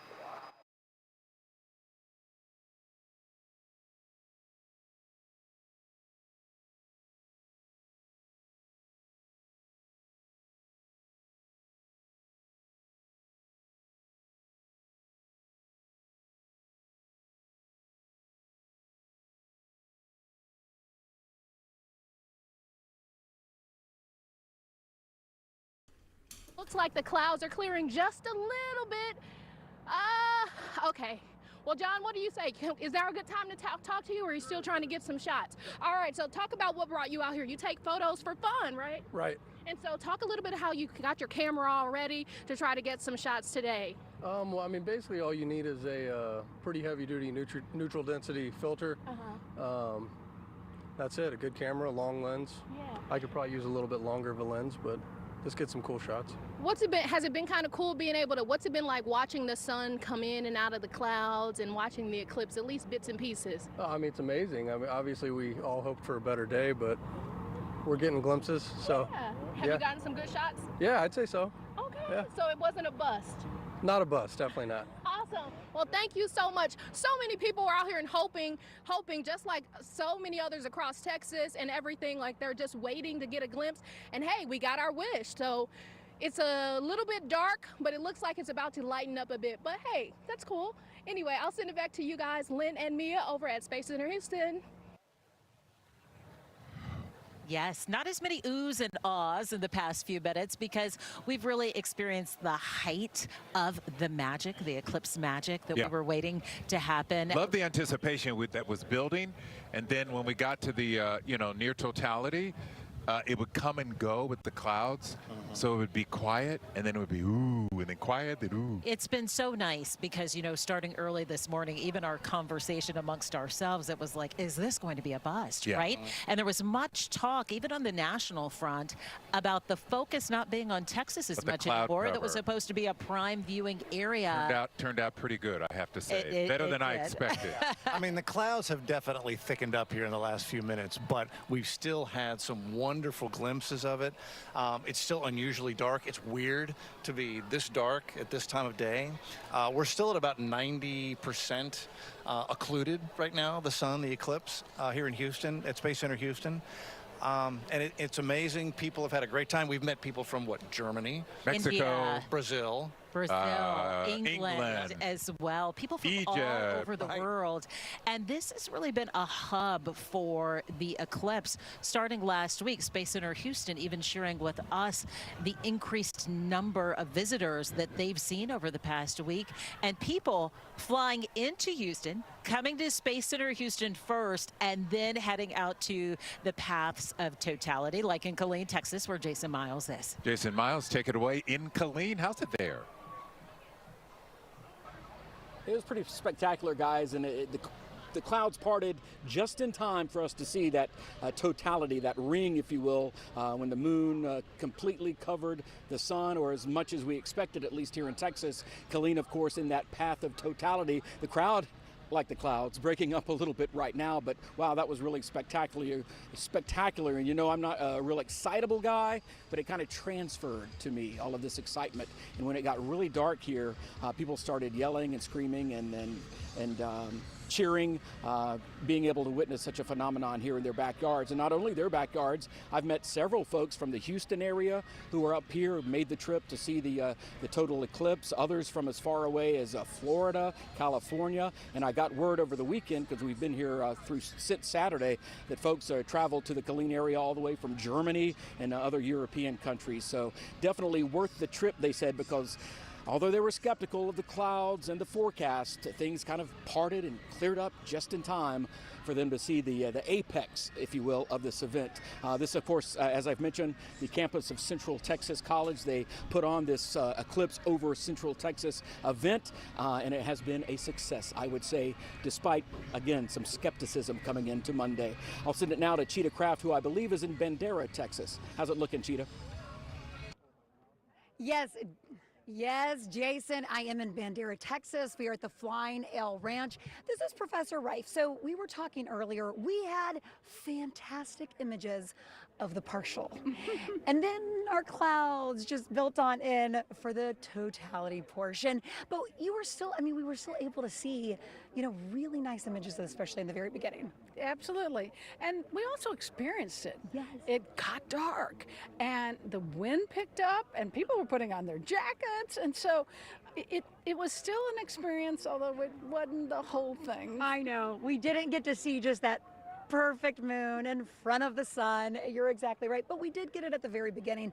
But it was all of the dramatic pauses and the silence right when it happened, when we were in complete darkness. We had live shots of that going across the state of Texas.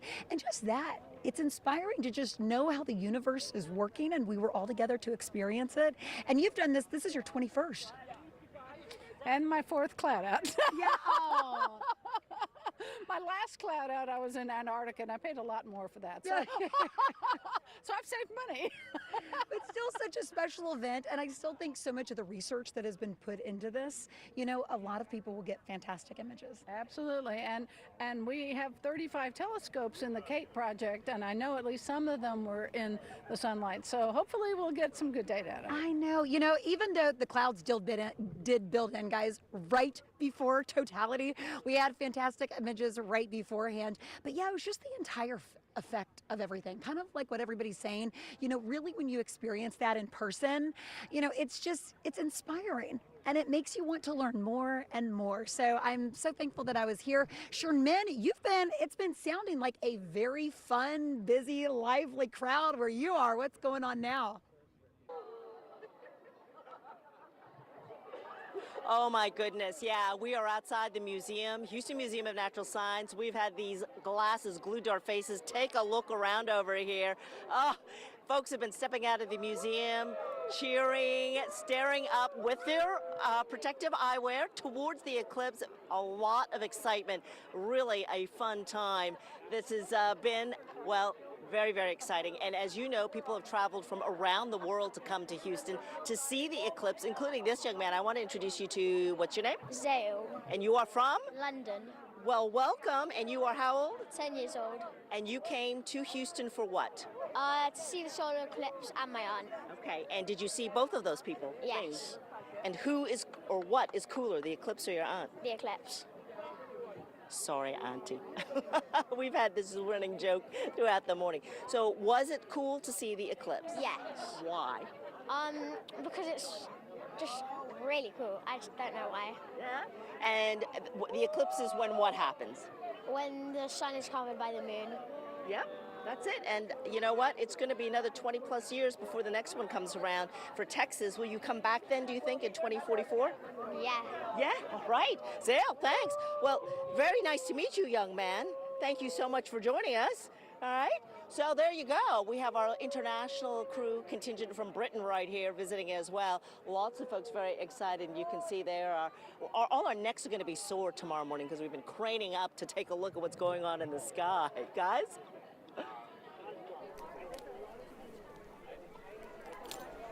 Closer, guys. Come close. All right, Sherman, thank you so much.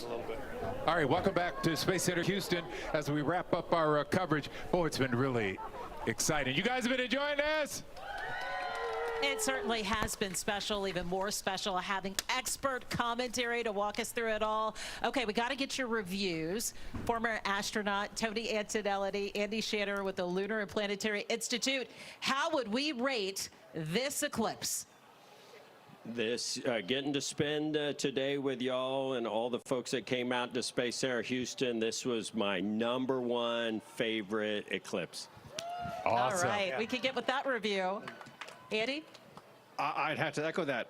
This is, I think, the third eclipse I've been part of, and even though it was cloudy and the other two weren't, this is great. It's amazing. This is awesome. It was ideal. Yeah. Couldn't be more perfect. It was than awesome. that. And thank you all for joining us today. Yes, and the weather worked out.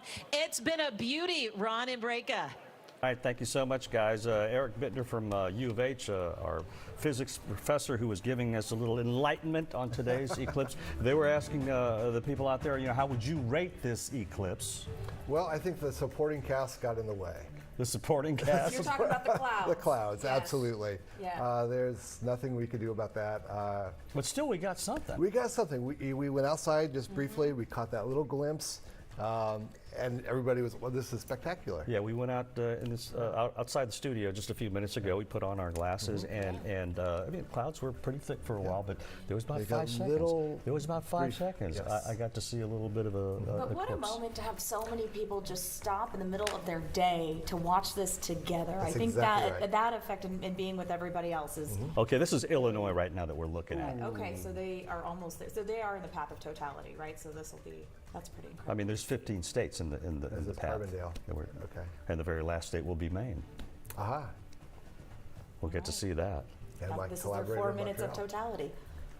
And again, we won't see this for another 20 years, unless you go traveling around the world. That's about right. So here in Texas, we'll see another one in about 100 years for totality. There'll be other, like I said, there are eclipses that occur someplace all the time, every 18 months or so. The next one. And most of them are over the water. Most of them are like out in Antarctica, Middle of nowhere. Middle of nowhere. Nobody lives. Yeah. The next one I might get to see is actually will be on my birthday on September 23rd, 2023. But you have to go to Antarctica Antarctica for that So, one. Yes, you'll have to travel. It won't be the Great American Eclipse. No, it'll be the Great Antarctica Eclipse. All right, I think we're out. Is that right? Are we running out of time? Did we eat up all the time? Oh, okay. We still have some more. No, We have some more time. What are you going to tell your students? Well, I want to tell them that, look, we got to see physics in action. So this morning, I taught my university physics class. We talked about Newton's theory of gravity. We talked about motion of planets. And this is one of the things that people do to get excited about going into physics. These kind of events motivate you to study science. When I was growing up, I watched Carl Sagan on TV. And that inspired me to go into make this my career. About billions and billions of stars. Yes, he did. I remember that. Absolutely, and that inspired me to become a scientist. All right. Well, this is wonderful to get your perspective as well. But as we mentioned, the clouds were a supporting role we did not like, and we're talking about the weather now, getting a little more serious. Pat Kavlin has more on that. Pat. Yeah, we are watching a storm, a really feisty storm just to the north of the city. We're going to start with our wide shot first, just to give you an idea of what's going on. Of course, we've been watching the eclipse. There's totality moving across the state, but it really has not hampered this line of storms that's lifting to the north of the city right now. So Houston and Point South, you're fine. It's areas to the north where we have some very strong storms. These are just below severe limits. One right now just to the east of Brenham here along 290. A tremendous amount of lightning with this, probably seeing some small hail, but again, nothing severe warned at the moment. And then it's this one up here in between Conroe and New Waverly, just to the east. It is showing some signs of rotation. Again, not warned right now, but the National Weather Service is watching this like a hawk. This is starting to move into an environment that is conducive for severe weather with very large hail and a tornado possibility. So we're keeping this in the back of our minds right now. Polk, San Jacinto County, you got to keep a very close eye on this as it starts to drift to the north. It'll probably just drift to the east of New Waverly, but you're about to get clobbered with some heavy rain as well. Here's the severe weather outlook for the rest of today. The bullseye across North Texas is right on our doorstep, and wherever you see that black hatched marking there, that's where we could see some really large hail and also the potential for a few tornadoes. This is the tip of the iceberg. We have more severe weather on the way the next few days. We're going to talk more about that coming up at 2 o'clock.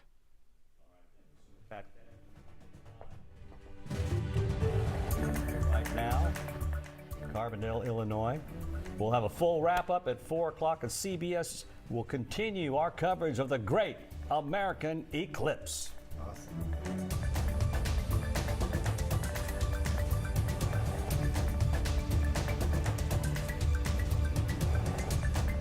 Spot, because it is the crossroads of America for our total solar eclipse, are thankful, they're excited, and you see them right now. They have their cameras out, they're yelling.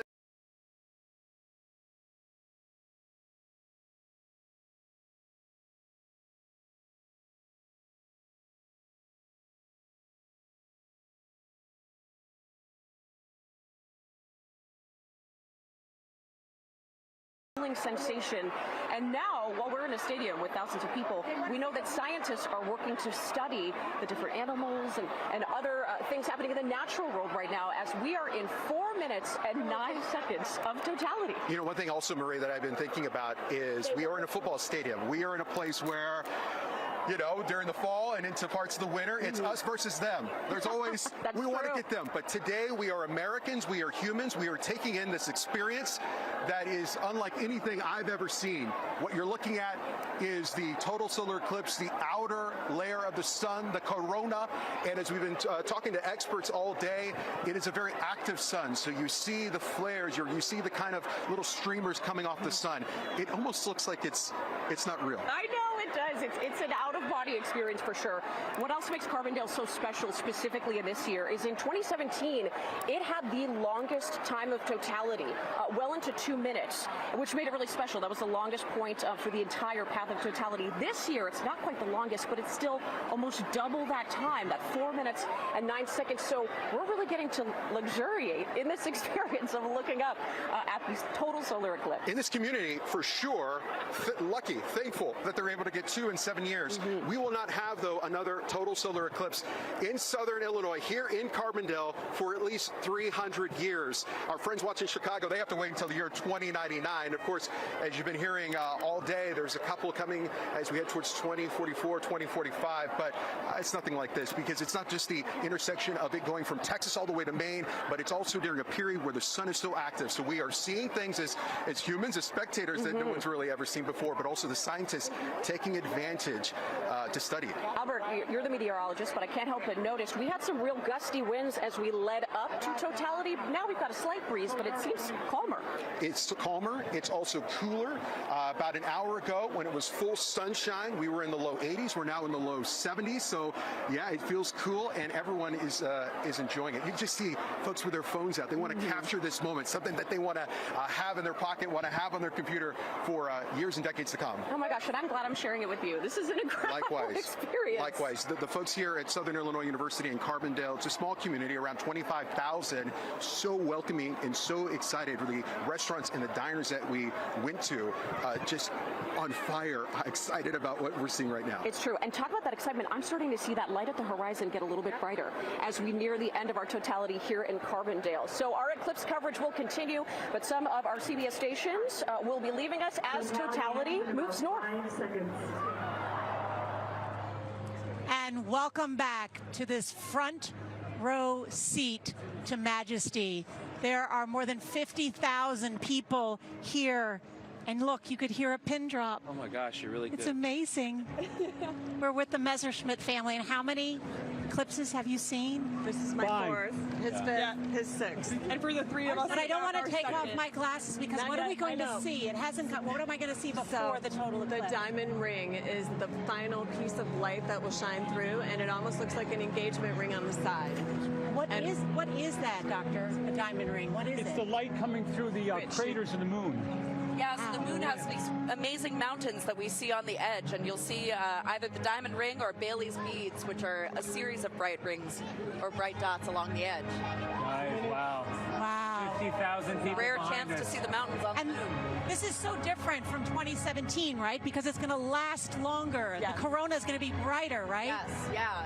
The sun is more active now, so we'll get a bigger show. Oh, listen listen. to that.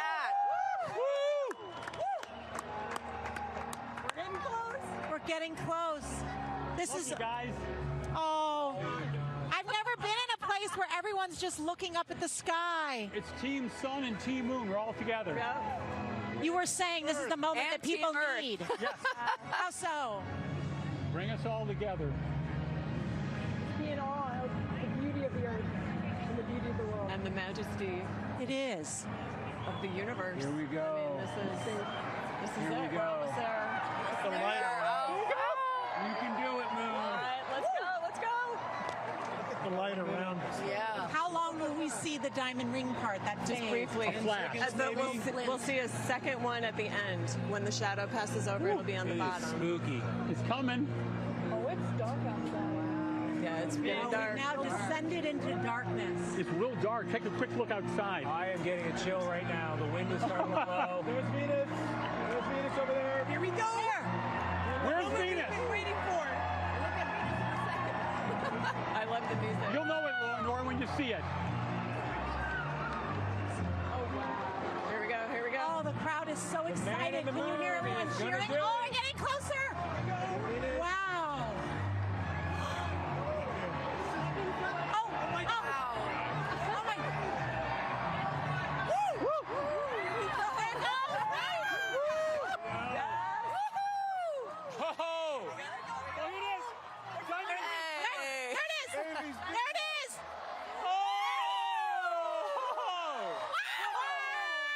Oh, my God.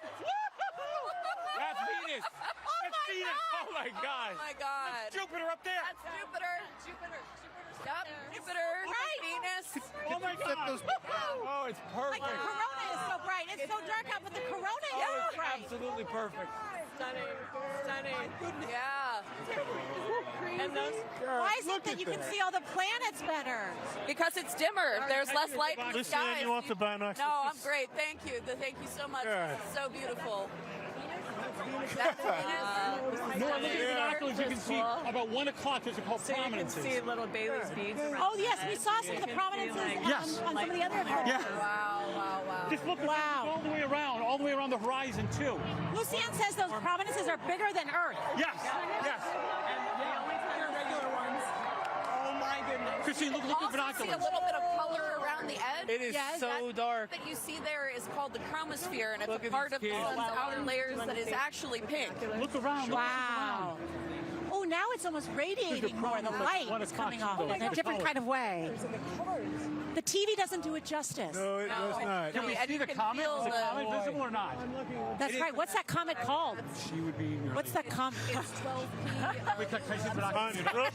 Take you, yes. Look at the prominence at 6 o'clock. So there's a comet that's up right now that's right around there somewhere, but I just feel a little bit too bright for us to see it. I Never see the Look at the planets during prominence the at 6 day. o'clock. So that's Venus. And that's Venus to the right. And that's Jupiter. Oh my gosh. Whoa, 6 o'clock. Wow. Oh, Look at really that bright. It's almost performance. red bright. Yes. Yes. Yeah, that's Wow. really that color. Oh my God. You want to enjoy the binoculars? Spectacular. That's great. It's unbelievable. It's Who wants to take the spectacular. How do you not get emotional? Oh boy. Oh my God, this is a once in a lifetime experience. No, It's do it again. just stunning. In Spain. Yes, it's Spain. See, now you know why people become eclipse chasers. Yes. Yes, we are with a family here that are eclipse chasers. For the That's why they Messerschmitts. know so much. What number are we on now as a family? Number Wow. all told, how many? Look at the prominences. Is the sun coming? Why is that prominence so red like that? It almost looks like a red flashing light. It's a form of radiation from hydrogen that is in the red part of where your eyes are sensitive. Oh my gosh. It's an specific energy of light that hydrogen emits. It's unbelievable. This is the longest 3 minutes and 50 seconds. Will it ever come back? Lucian, are we sure? It feels almost 20 degrees cooler, but maybe Yeah, because the sun is no, it's incredibly cool. And the wind is almost It's stopped. so still. You can see it getting light on the western horizon. Yeah. Do you see the dawn all around us? Oh my goodness. Oh my God. And I don't hear any birds or anything. I think we all went to sleep. In the valley. Yeah. The speedway scared him away. I can't believe this is real. God, this is so What's incredible? Oh, I'm sorry. Well, it's just so incredible that it's so dark and it's 3 o'clock in the afternoon. Yeah. It's like It feels like it's the middle of the night. ruby red. Wasn't expecting that next eye. It's incredible. What do you guys see? What do you see, Looking Bill? at just how brilliant and red that one prominence is at 6 o'clock, it is just incredible. Yeah. Oh, that's the second red one. There's a second red prominence. Yeah. Uh-oh. Diamond ring. Diamond ring. Diamond ring. Oh. Here it comes, here it comes, here it comes. Oh my gosh! Wow! She came back. What does that mean when it comes back? It's back. That's the end of totality. That is the end. That's the end. It's gone. Goodbye, total solar eclipse for North America. For I hope you loved it. You did it. That was the coolest thing I've ever seen. Wow. These people in Indianapolis have been waiting 800 years for that. You'll still be on the air, though, right? Yes. Yes. I got. Oh boy. And just think there are tens of millions of more Americans who get to experience this. Look at those jets. All the way up to Maine. I am so happy they got Having to be fun. in Texas. Yes. Yes, because we were worried about the weather. I'm so happy. This is Kids, how you feeling back there? Oh yeah, Cool. this is unbelievable. I mean, what an amazing sight we got to witness, and we're so grateful to be here with you guys and share this moment together. How does it? You've seen how many? I just hit 7. That was my 7. And how does it compare? Each one is different. I mean, the prominences here are a little more symmetrical. Sometimes they look like almost a spiky punk rock kind of thing. The prominences I thought were pretty spectacular. There was that really, crimson one at 6. There was one at 4 o'clock that sort of kept expanding during the whole totality. There was Venus we could see over there. Jupiter was there. We looked for the comet, but we didn't see anything. But that was the shot. That was. And now the wind is coming back. Yeah. You feel that? Yeah. Now the air is moving. Probably gonna get warmer soon. Incredible. What's the science behind that? I think it's just the shift in temperatures, like you take away the temperature, cools down, moves the air. Still just a little slip, but see how bright it is, even with just a little slip. Just this tiny little bit of the sun. Like a little crescent there, yes. It's just the power of how powerful our sun is. Tony, what did you think? For you and me, it's our first time. Gosh, I don't know. I think it's going to take me another 20 years till the next one to process all of this. It is really... You see why people chase them around the world, right? Honestly, Yes, I do. They've loosened up. The sun is the father of all things. All living things come from that heat, from that source, and just to see it blotted out in daytime, and your mind has no frame of reference. I felt my heart beating faster. I felt my adrenaline kicking in. Yeah. I felt the hairs in the back of my neck standing up. I really had to and then I had to kind of gather myself and say it's going to be okay. Truly, a full sensory experience. Yeah. Right? It really is. How did it differ from what you thought it would be like? Oh, it was much more spectacular. Really? Yes, much more spectacular. And you're not easily amazed, are you? Well, I've seen a lot of things, but I've seen a lot of things, but I've not seen that. It's one of the rare things. It's like the ocean. It doesn't fit in the lens of a camera. Right. Yeah. You have to see it, and every time you see it, it's bigger and grander than it was the last time. It's more awesome than you can even remember, and I feel like for people who've seen it multiple times, that's the sensation. It's like, I knew it was going to be great, and it didn't disappoint. Yeah. well, thousands of people have converged on downtown Cleveland for the eclipse, and they are about to experience what we just experienced here, totality. And CBS's Dave Malkoff is there. Hi there, Dave. Dave, you're in for a treat. I know. Yeah, I can't imagine what you guys just went through. We are with Captain Steve Bowen. He has been to space 4 times, 3 times on the shuttle, 1 time on Dragon, and he is experiencing this. Here it comes. Here it comes. Steve, tell me what you're seeing right now. It's shrinking, and we are almost there. It's getting smaller and smaller. It's just a little tiny sliver. There it is. You're starting to see the little glimpse. And there we are. This is the very edge of it. We're seeing the sparkles. You actually see over the edge. There it is. Of the sun. Look at the ring. Look at the ring. There you go. Oh, wow. Incredible. That's incredible. Isn't that amazing? Unbelievable. Look at that. When you sit there in the cupola and you look down at Earth and you realize how fragile the whole place is, that is a moment that's it. You have that no one else gets to experience. We get to experience that now. That is amazing. It is absolutely unbelievable. There's nothing like it. It is. Look at this. Look at the darkness. Is this a bit of what you get in the cupola? Absolutely. This is just incredible. Look around. It is unbelievable. It's nighttime here. It is. Look at that. We're looking at the edge of the corona. These prominences that are coming off, you almost have to worry about the solar wind weather that is coming towards you because you're unprotected. Right. So what you're seeing there is it's obviously going out from the sides of the sun, but there's, the sun's a sphere, so it can come towards you as well. But it gives everybody a sense of what you're seeing. And if you look, you see that lower corner there's obviously an ejection that's pretty brighter than everywhere else. And that's what space weather is when the sun ejects mass and energy from the sun itself, and that's what that little bright spot is. Isn't that incredible? That's amazing. And the one thing that can protect you is a bubble of water sometimes around. Yeah, bubble of water and the Earth's magnetic field is the biggest thing. But when you're in space. Yeah, we have the Earth's magnetic field where the space station is. We're only 240 miles high, but when we go to the moon, we'll be moving outside that area of protection. And that's something really important that we have to take into account as we go further and explore deeper into space. But that's incredible. Look at that. It is absolutely amazing. These prominences that are coming off of here, they look like wispy edges, but those are way bigger than the Earth is. Oh my goodness, yeah. the sun is gigantic. That's something to keep in mind. And there's a lot of good NASA websites that will explain the sun's science, Helios, and they actually have space weather predictions. So we can see this. It doesn't get here. It doesn't travel the speed of light. What we're seeing, that happened 8 minutes ago. 8 minutes ago. That's eight minutes away. Right. So that's with the sun. Obviously, the moon is not that far away. Yeah. But that's traveling at the speed of light. The actual energy is traveling a little bit slower, so we can actually forecast what that impact is going to be on Earth. The moon is not a pool cue. It's not. It's actually got bumps on it. It does. So when the sunlight goes around it, we're going to actually see what? Well, so we'll see little tiny, as it comes back out, you'll see the little prominences, like sort of a bubble chain we got to head back, but thanks you so much for joining us. Steve Bowen, we're going back to you.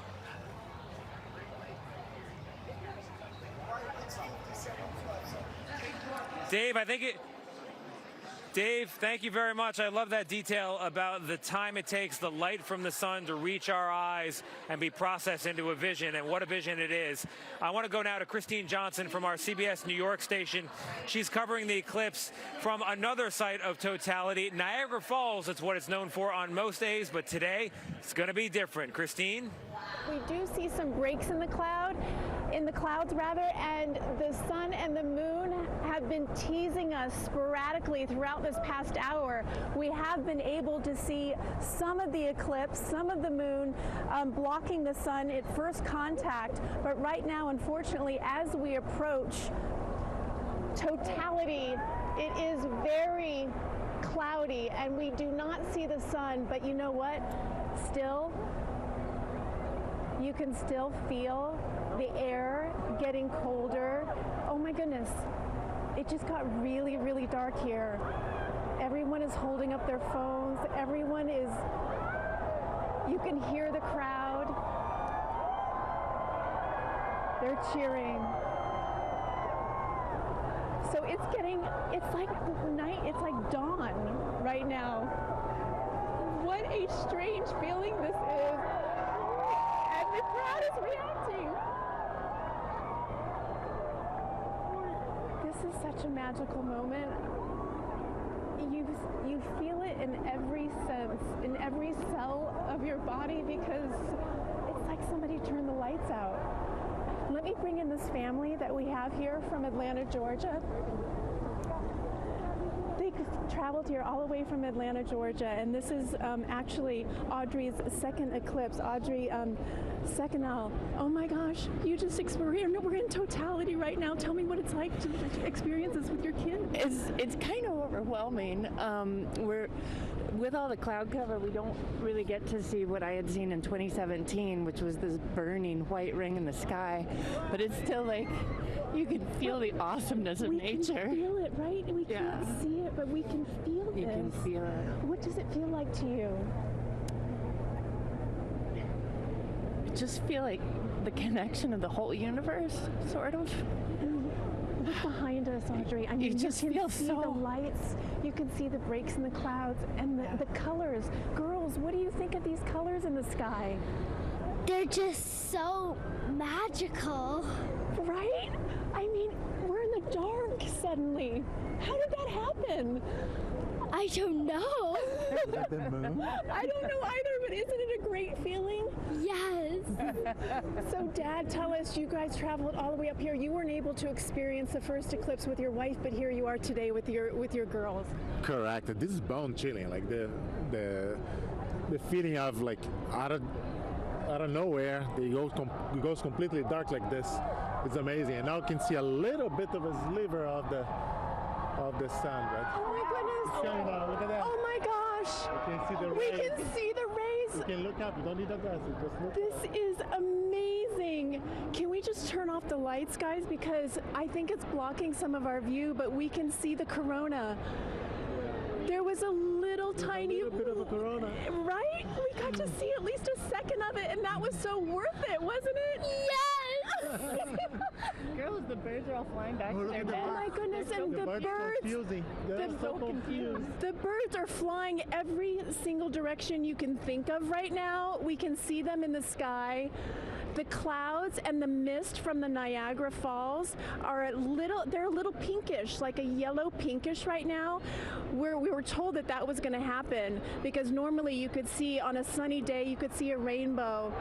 And another break here, guys. I'm going to let you listen to the crowd react here. Oh, there it is! Oh my God! Look! Oh my God! Can you see it? Oh my God! Isn't that amazing? I cannot believe we're seeing this right now. It has been cloud cover all day. How lucky are we? It is a miracle. It's incredible. No way. It's like this. I cannot tell you. The timing of this is absolutely amazing. Look at this. Do you see the corona? Yes! See the sparkling lights? It's so cool. Isn't that cool? The cloud cover almost makes it even more magical. Yeah, because when it shows up, like, wow. I'm like, I have like goosebumps. I can't describe what I'm feeling right now, but this is so intense. And there it is. We're coming out of the eclipse, and we're gonna get. Look at this. Wow. Oh my God. Oh my God, the light's coming back. This is just. Wow. I'm just speechless. I'm absolutely speechless, and suddenly it's like somebody turned the lights back on. This is just amazing. How do you feel? All day, we were just hoping that we were going to be able to see at least a sliver of this, and I kid you not, the timing of this in Niagara Falls could not have been more perfect. We got to see totality on such a cloudy day. This is absolutely, absolutely amazing. It's very, very emotional, and I don't know why it's so emotional. Thank you for joining us. As we set for totality here, we're going to be going to pause for a moment, and we're going to bring you and take you to the other cities. This is all happening. I'm sorry. I'm at a loss for words and completely emotional here. But our CBS stations will be leaving us now as the path of totality moves on. Christine, the joy that you have just experienced kind of made me emotional a second time around. Yeah, that was perfect. And I'm so happy that you got that moment of totality there. The clouds parted. We've been so lucky all across the country to this point with the weather cooperating and getting just a really beautiful view. I want to bring back in Bill and Lucian, and I just got emotional a second time experiencing it again through Christine Johnson, what everybody in Buffalo, just that amazement and wonder of getting to see something that they didn't think they were going to be able to see. Yeah, same for me as well. It was the same for me in Carbondale. We had parting clouds and we got to see some of it. Nothing like that. This was just spectacular. There's no other word for it. It's just amazing. That is exactly it. You know, for days I've been asking people what it's like. Now I've seen it, and I ask myself, I can't even describe it. But I know someone who might have a shot at it, and that is a very special guest, our next guest. That is actor William Shatner. Of course, best known for his iconic role as Captain Kirk in Star Trek. In 2021, Shatner went to space aboard a Blue Origin capsule. He's watching the eclipse today in Bloomington, Indiana. And Mr. Shatner, what a delight it is to speak with you. Tell us what you saw and experienced today. Well, there were a large group of miracles that happened, and you can only ascribe it to miracles. It rained. I'm in Bloomington, Indiana, and it rained here this morning. The forecast is rain tonight. Perfectly blue skies, crystal clear, not even the high cirrus clouds. And wearing the dark glasses, I watched the sun being obliterated by the moon until it was just a rim, engagement ring of the universe happened in front of my eyes. It's overwhelming. It brings to mind the whole world looking up into space and wishing over that ring of fire for goodness and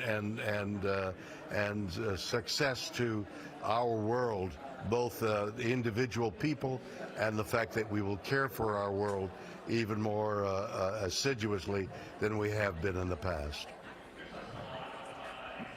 Yeah, you know, there's at least one record, Mr. Shatner, in recorded history of warring armies laying down their arms when an eclipse appeared overhead. And there is some hope that by all of us here, by the tens and the millions, watching that same sun and moon rendezvous in this particular way, we might be reminded that we are all one people on one planet. What was the experience around you as you took in this wonder, and how does it compare to the many other wonders you've had in your life, like going into orbit on that Blue Origin rocket? Everything's, if you have the right bent of mind, everything's a wonder. Everything is awesome. Just living is awesome. To see that ring and to hear the. I'm at university. I'm at Indiana University, with a lot of screaming school people, and they're all excitable. The hush when that sun was shadowed by the moon, that hush over this tens of thousands of students was enormous. It's the kind of performance that you wish you could give and have that effect over an audience of that size.